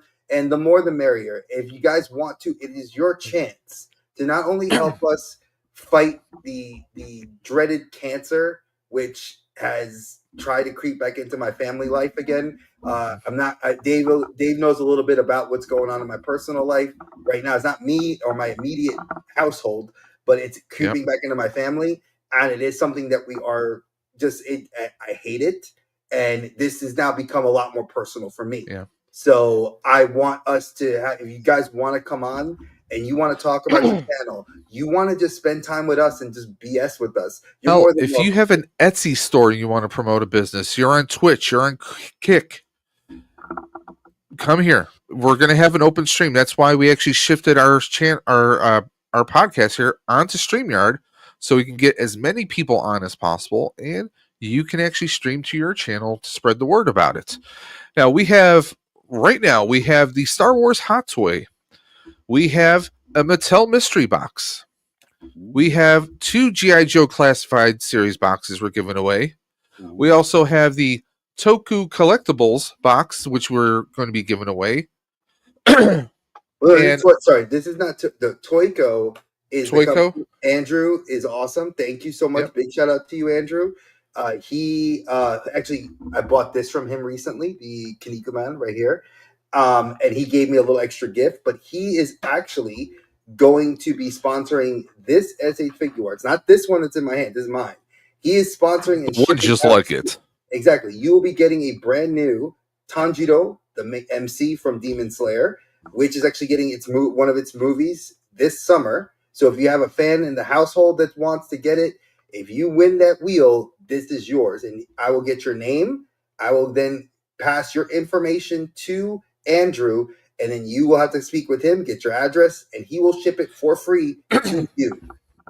So big shout out to Andrew. And Dre has a box that he's donating to us as well. I believe they're Motu Turtles. Is that correct? It is Motu Turtles. You know, I actually skipped on purchasing quite a few of those, so I think you may have to take a chance. Take a slide. Take a chance. One $10 donation, get your name on every single wheel, guys. All you have to do is go to the link in the video description below for a ride for Roswell. Make a $10 donation. Screenshot your confirmation. Send that to either Dre the Geek Dad on Instagram or to Dave's_Dimension on Instagram, and include the screenshot, your screen name, and your real government first and last name, guys. We need to know who you are. Yeah, so we're not coming all you have to do is do that, and you're going to be entered in on the wheel. If you want more than one chance, hey, you can do that. Every $10 worth of donations gets you another entry on the wheels. Now, speaking of the wheel, we already have quite a few names. Well, I should say we don't have quite a few names. Right now we have about 2 or 3 names because that many people have already dropped donations. There are people who are on the offensive already trying to grab those prizes, including a Star Wars themed hot toy. Mm-hmm. So if you're into 1/6 scale figures, or if you're into Star Wars, don't miss out. Like me and Drake said, we're going to be doing one wheel every 3 hours. But it is going to be an open stream. It is 24 hours long. It's the 30th anniversary of the Ride for Roswell. So I said, screw it. We're not doing an 8 or 10 hour stream like normal, intelligent people. We are going to do 24 hours. I am working that Friday, my regular shift, my regular hours, and then we do our little show here until 12:30. We'll see if we can actually cut it off at 12:30, and then we're going to jump. We're going to jump into Stream for a Cure. Stream for a Cure is going to be broken up into 3 streams because apparently you can't do consecutive, or you can't do a straight 24-hour stream. So we're going to break it up into 3 8-hour streams back to back. You can do it. You can do a straight 24-hour stream. But you can't retain it on this channel. Yeah. Yeah, it's a shame. Now, one of the reasons why we want a replayable, so if anyone has questions or if there's an accident with the wheel, we have replay we can go directly to. So, yep. And plus the donation links will be valid for months to come, even after the stream. The Ride for Roswell itself is going to be, I believe, June 28th, which is a Saturday. And but I will not be getting much sleep for the stream. So much so that I moved my setup to this desk so I can stand up during the stream. So in case I'm getting drowsy, I can just stand up and have some motion. I thought he put the desk on the elevator. Yeah, he sounds like I thought he put it. It's like a generator, right? Elevator. It's like right? a Like it's just going up. Yep. So yeah, I moved everything over here so we can do stand-up, not stand-up comedy, but stand-up streaming, so we can keep things going. So Dave, let me just put this in here. For those of you that don't know, and I know winning a prize is always a good thing, and I'm looking at you guys when I say this from the bottom of my heart. I've lost a lot of good people to cancer. This place does a hell of a job of trying to get the research and helping people and their families. You know, like I said, cancer is starting to creep back into my personal family life, and I don't like this disease. I've seen what it can do. So it's very stressful and traumatizing. So let's try to, we're not asking, if you don't want to donate, that's fine. I'm not asking you to. Get the word out. Bring people to the stream. Hang out. Talk about it. Share it on Facebook, Instagram, Twitter, Kik. You're on Blue Sky, wherever you are. Share it to all your social medias. Get the word out. And for anyone who has any questions about this, you're donating directly to the Ride for Roswell website. Yeah, we don't touch this. We don't touch anything whatsoever. You go straight to the website. You donate $10. Bob's your uncle.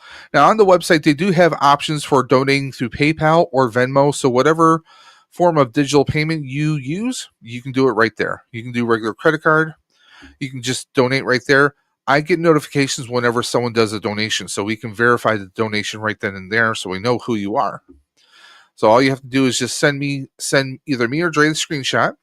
Mm-hmm. We then verify with the email confirmation I get through Right for Roswell. I also have it on my phone. We have an app that we can verify in real time when those donations are being made. So right now, our goal. Let me actually go to Right for Roswell. I think we set it for 1,000. Although it would be amazing if we, the more we can the more we can raise, the more we can help out the Right for Roswell itself. Because I have a family member who is doing treatments with Roswell. Mm-hmm. My mother had skin cancer. She didn't die of it, but she went through treatments for most of her life. My father, when he passed away, we found out he had cancer, most likely courtesy of his tours in Vietnam. So cancer doesn't care. Everyone knows someone who's been affected by it in one way or another. So That's what we tell you this. That's what we this want is you to what know. we do. It's not BS. We're not sitting here like, oh, like I lost my mom, I lost my aunt, I lost my father-in-law. My mother-in-law and one uncle both are cancer survivors. So this is a real thing. This is no bullshit. We tell you from our heart that this really, Dave, this is his baby, and I'm here to support my brother to see him do well with this. I want us to get, if like I said, I want us to see this, just get the notice out. Yep. To me, if we can't get the goal for the money, I understand times are tough. Shit is expensive. We get that. Get the word out. Come by, hang out with us. Keep us awake because we're going to need coffee and jokes to keep us awake. And also, there's no tariffs on these prizes. They're already here. Yeah, and the shipping Too soon? is not Too soon? Shipping is coming out of me and Dave's pocket and Toyco's. Yes. We're not asking you to pay for anything. As far as shipping, I will say this: anyone who's watching this, give us several weeks so we can get everything out. Because, like Dre says, that's coming out of our pockets to ship it out. Yeah, so it's going to be a little bit of time. So, like, once you win, give us. I think it's going to be about a month that we're going to try to get those 7 prizes out to whoever they got to get to. Andrew, obviously, he is in California, so I'm going to work with him and whoever the winner is, so we can make sure that you're taken care of. So we appreciate you and we love you all. We know it's times are tough, but just come by and hang out with us. Just let's get more eyes on this. This is a very good cause. Okay. Speaking of links, Dre, what do you have going on this week? A whole lot of working a new shift at work. So I'll be back to the mornings and I will be trying to get this. I'm going to start a whole new series. Actually, somebody wanted me to go back to my comic book runs I did from obscurity to like popularity. So I did it with Blade and I'm going to do it with Shang-Chi. I actually just did a whole 7-page like kind of cheat sheet for it. So I'm going to be putting that out hopefully next Saturday. I will be getting back to the Voltron, Bluey, Owl House, and a couple other cartoons are on my list to do for Bluey's that. a part of Voltron now? No, did I miss something? Okay, Bluey should be. He forms the head. Exactly, Bluey, she's the head, and Bingo's like the foot, and Bandit's the body. So I'll take your word for it. I don't know who any of those are, but hey. Oh, you need to watch it. I'm addicted. So I'll be doing that on that'll be in about like give me a month. And I'm going to be getting back to those videos. But I think the comic book ones are going to be fun because there's a lot of characters that people are starting to hear about in the Marvel Cinematic Universe that they don't know who they are. And since they're so obscure, I want to like kind of shine a spotlight on them. So Shang-Chi is the number one I want to do. And I think it's going to be fun. So look forward to that series. And obviously look forward to us having next week Ed from Action Figs. He's going to be on. Yes. And then the week of the actual week of the stream, we are going to have Thanos Copter on the stream with us. So be expecting some fun. I love how you went Shatner there. We're going to have Thanos Copter. Thanos Copter. It's going to be on there. Con! No, but that's what I have going on. So I know Oz, my brother, what do you got going on? All right. Well, it's kind of the usual lineup. Tomorrow, you will be catching me earlier in the day than usual. I will be joining Allison for a cosmic coloring stream. We're going to be coloring pages out of the Cabal Creations Cosmic Legions coloring book. So that's coming up You're saying that tomorrow 10 in the times evening. fast. Jesus. Yeah, I'm not going to try. Then, of course, afterwards, that's going to roll right up into the time we are going to be doing Clubhouse tomorrow night. I'm just going to be hanging around, opening up some toys. Then later in the month, we have the Frenzy coming back for our monthly episode over on Skelevator's channel. Also, you can catch me pretty much every Friday night on Let's Go Off-World podcast, where it's a bunch of the guys from in and around the Legions community. We're just hanging out, talking again, movies and some other nerdy stuff, doing our Yeah, I saw weekly you breaking pickup. hearts earlier tonight. Oh yeah, they were upset, but hey, it is what it is. I love that show. Just so you know, I I love that you guys are a lead in for us. It's great. I love your stuff. appreciate that. It's just one of these things where, I'm a guy, and if I make a commitment, I'm going to follow through with it. So, I told you guys I'd be here. I definitely had to be here. And the guys at Let's Go Off-World are just going to have to get over miss me for a little bit. I mean, you saw what Curtis said. He had to bring like 2 or 3 people come on to replace this talent. I mean, listen, you are amazing. We know that you are the godfather of the clubhouse. No. Listen. You brought the knuckleheads together to make the awesome gallery that we have fun with every Saturday night for hours. And I'm blessed to be a part of that family. Yes. Some might say the mythic host of the clubhouse. Some could say I'm definitely the most awesome host. T-shirt for that? The mythic.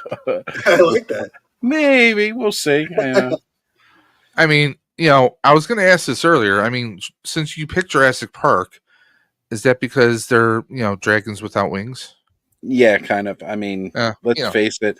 I think a lot of those old legends of dragons is because, look, somebody probably stumbled across, a fossil here or there and was like, oh, and that was a dragon. Those long, huge teeth and all. I think that may have happened. Yeah. Can't say with any certainty, but I believe that's probably where some of that came from. Nice. Or maybe they saw one that wasn't extinct. And that's what there's been a lot of theories about that. Maybe we need to do that, a show about that. It'd be fun, like a cryptid show. It's always a fun topic. Myth and mysteries. If you guys want to see that, hit the comment below. Let us know if you guys want to see us do that, because I would love to. I know a Big Brick is huge into that stuff. We have a lot of guys from Clubhouse that would probably love to be with us and have a panel that we could discuss that. So definitely comment below if you guys want to see us do something. Yeah, so we have Ed next week. And who's the week after that? You said Thanos? Thanos. And then are we taking off for 1 week, or are we? Who do we have? We're going strong through till your wife's birthday, till Roxanne's birthday. Oh, geez, till May. Okay. So basically, look at it this way: you're going to see Ed next week, Thanos the week after, then Brick's coming back for Sentai Discussions number 3. I've been looking forward to this, so we'll be doing that, and then we are off that week on the 9th. You guys are doing a whole month of Clubhouse, guys. Without even knowing it. I just, I'm listening to this lineup and I'm like, Dre does the scheduling. I do. You know what, though? That's great. I'm glad that they were able to come over here and help you guys out and jump on and do this thing. I mean, we even had Punk. We had Punk 1 week. Yeah. And Punk's always a great guy. I mean, it's just great to see the community doing stuff together. We're all stronger. We're all better together. That's where it's at. 100%. I love what you just said. Dave, what do you got? I have Stream for the Cure coming up. I know. I don't have anything. I don't have anything plans right now because I'm trying to get a few things squared away this weekend to get ready for just future content. I am in the process of doing some test prints for Dre knows this. I am going to be in. We talked about this briefly before the stream. I am going to be building I did this once 6 years ago, a Back to the Future proton pack. Unless I can get my hands on a Spirit 1-to-1 scale proton pack, if I can't do that, then I will be 3D printing all the parts myself, and we'll be actually doing a series of building a proton pack. So that's the main content I kind of have lined up right now. I may be doing some of that. I have a little bit of technology coming in this week, so I might do a little unbox video on that. But other than that, I'm going to be doing the Tuesday night talks again. And right now, the content's kind of up in the air. I may even do some gaming streams. So I've actually been enjoying RoboCop Rogue City. But of course, I still have a bunch of Joes to unbox still at some point, and some Mo2 revelations. Ooh. eBay acquisitions. What can I say? Yeah. Gotta grab those when you can. The cheaper prices. Yeah. Try to catch the deals. And in case anyone's interested, I am not jumping in on any of the Maximum Marvel figures. No thanks. No, not all about it. I look at the Spidey and I'm just like, I don't feel it's worth the price right now. Okay. And for me, the Hulk, I don't have a Hulk, but he looks cool and all, but I'm just not feeling it. Or I've done this with a lot of other stuff. I will play a long game. Sure. I'll play a long game and see if there's either a Hasbro outlet sale or if some of this stuff eventually hits an Ollie's or something. We'll see. For sure. So I still kind of want the Maximum Spidey. And the reason is I don't have a Spidey currently in my collection.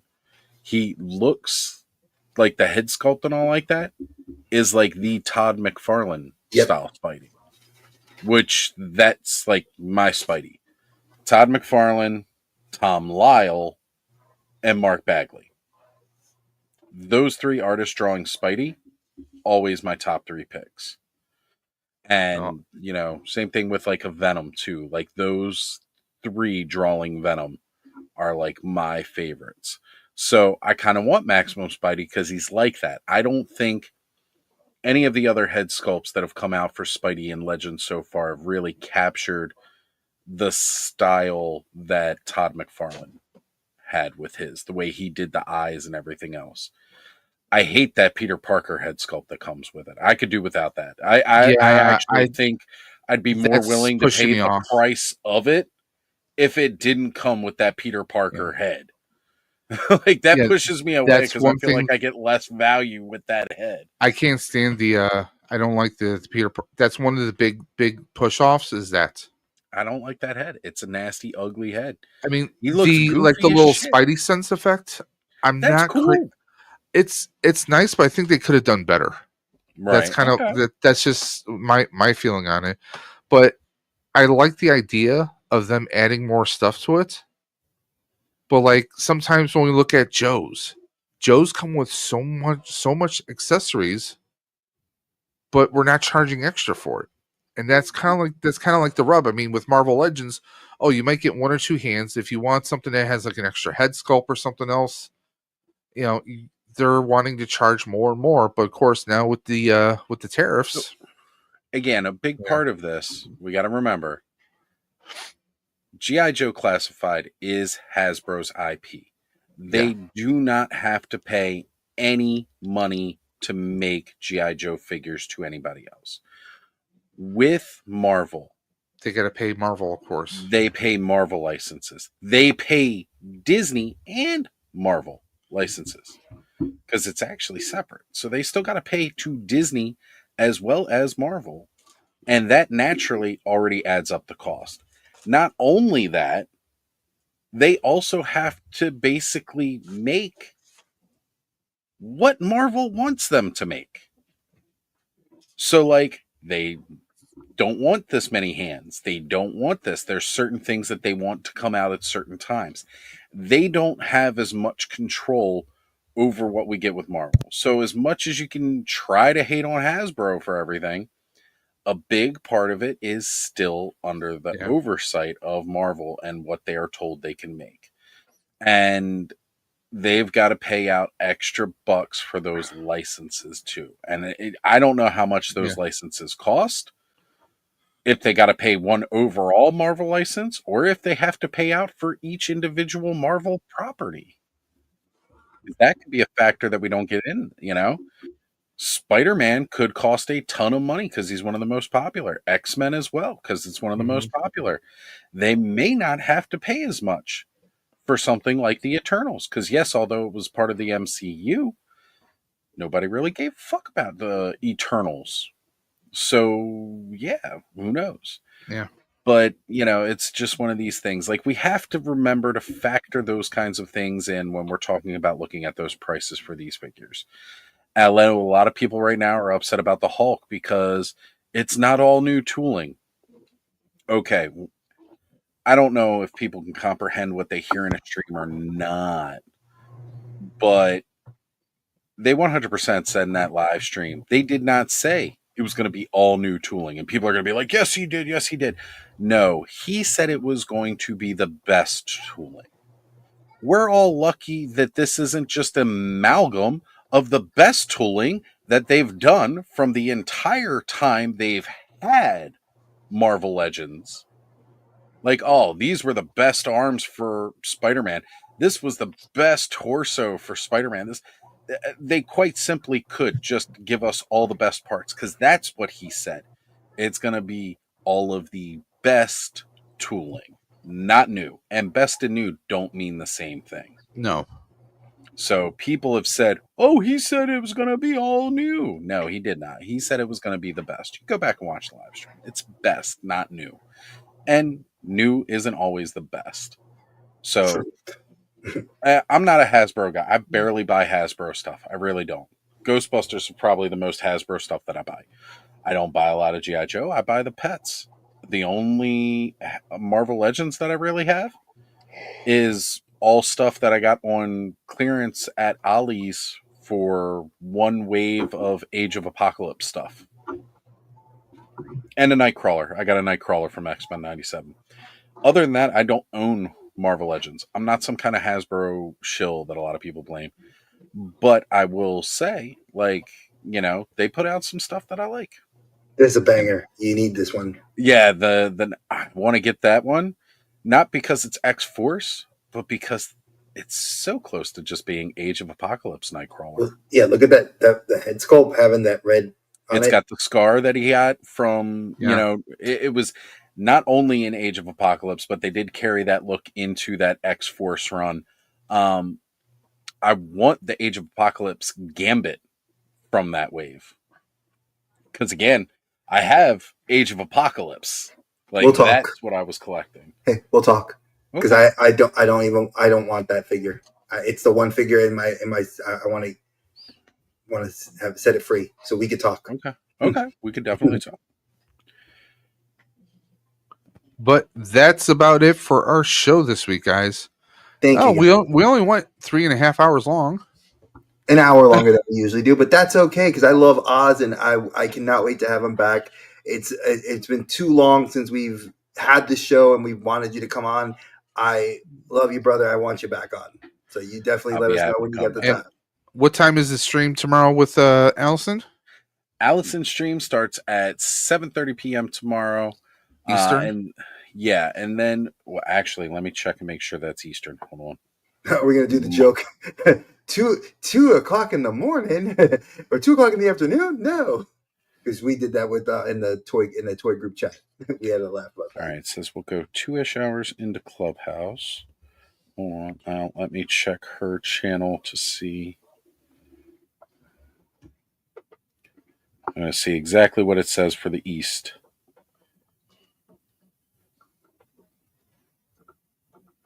Okay, yes. 7:30 p.m. Eastern Standard Time. We'll have a small break before we start Clubhouse afterwards, but That's how it's going to roll. I'm going to be on there. We're going to be coloring up, having a great time. Oh man, I am pumped for that because those coloring books are great. David Williams art and Dusty Standiford puts it all together as a coloring book. Cabal Creations, it's incredible. They're already working on the third book, which will be out later this year at Legions Con, which I may have you grab for me. Not a problem. Not a problem. Have you grab for me? Well, that's if I'm going to be able to go again this year, because at the rate now, the hotel's already sold out. And I know Ziggy was not interested in going back necessarily if we weren't going to be able to stay in the hotel this time, because he hated driving around New Jersey. Oh, yeah, Jersey sucks. Yeah, it sucks. It definitely sucks. I mean, it's better than driving through New York. True. So I'm going to have to bow out a little bit earlier than I usually do, because this one's getting sleepy and I want to get her to bed because we have a long day tomorrow. So I love you guys. Oz, again, brother, I will be seeing you tomorrow. Dave, I'll be talking to you later tonight once I get her to sleep. I'll be talking to you. Everybody, I love you in the chat. Peace. See y'all. Catch you on the flip side. Take care, guys. Dre and Dave hit it hard in the dark, standing tales from the void, never bark.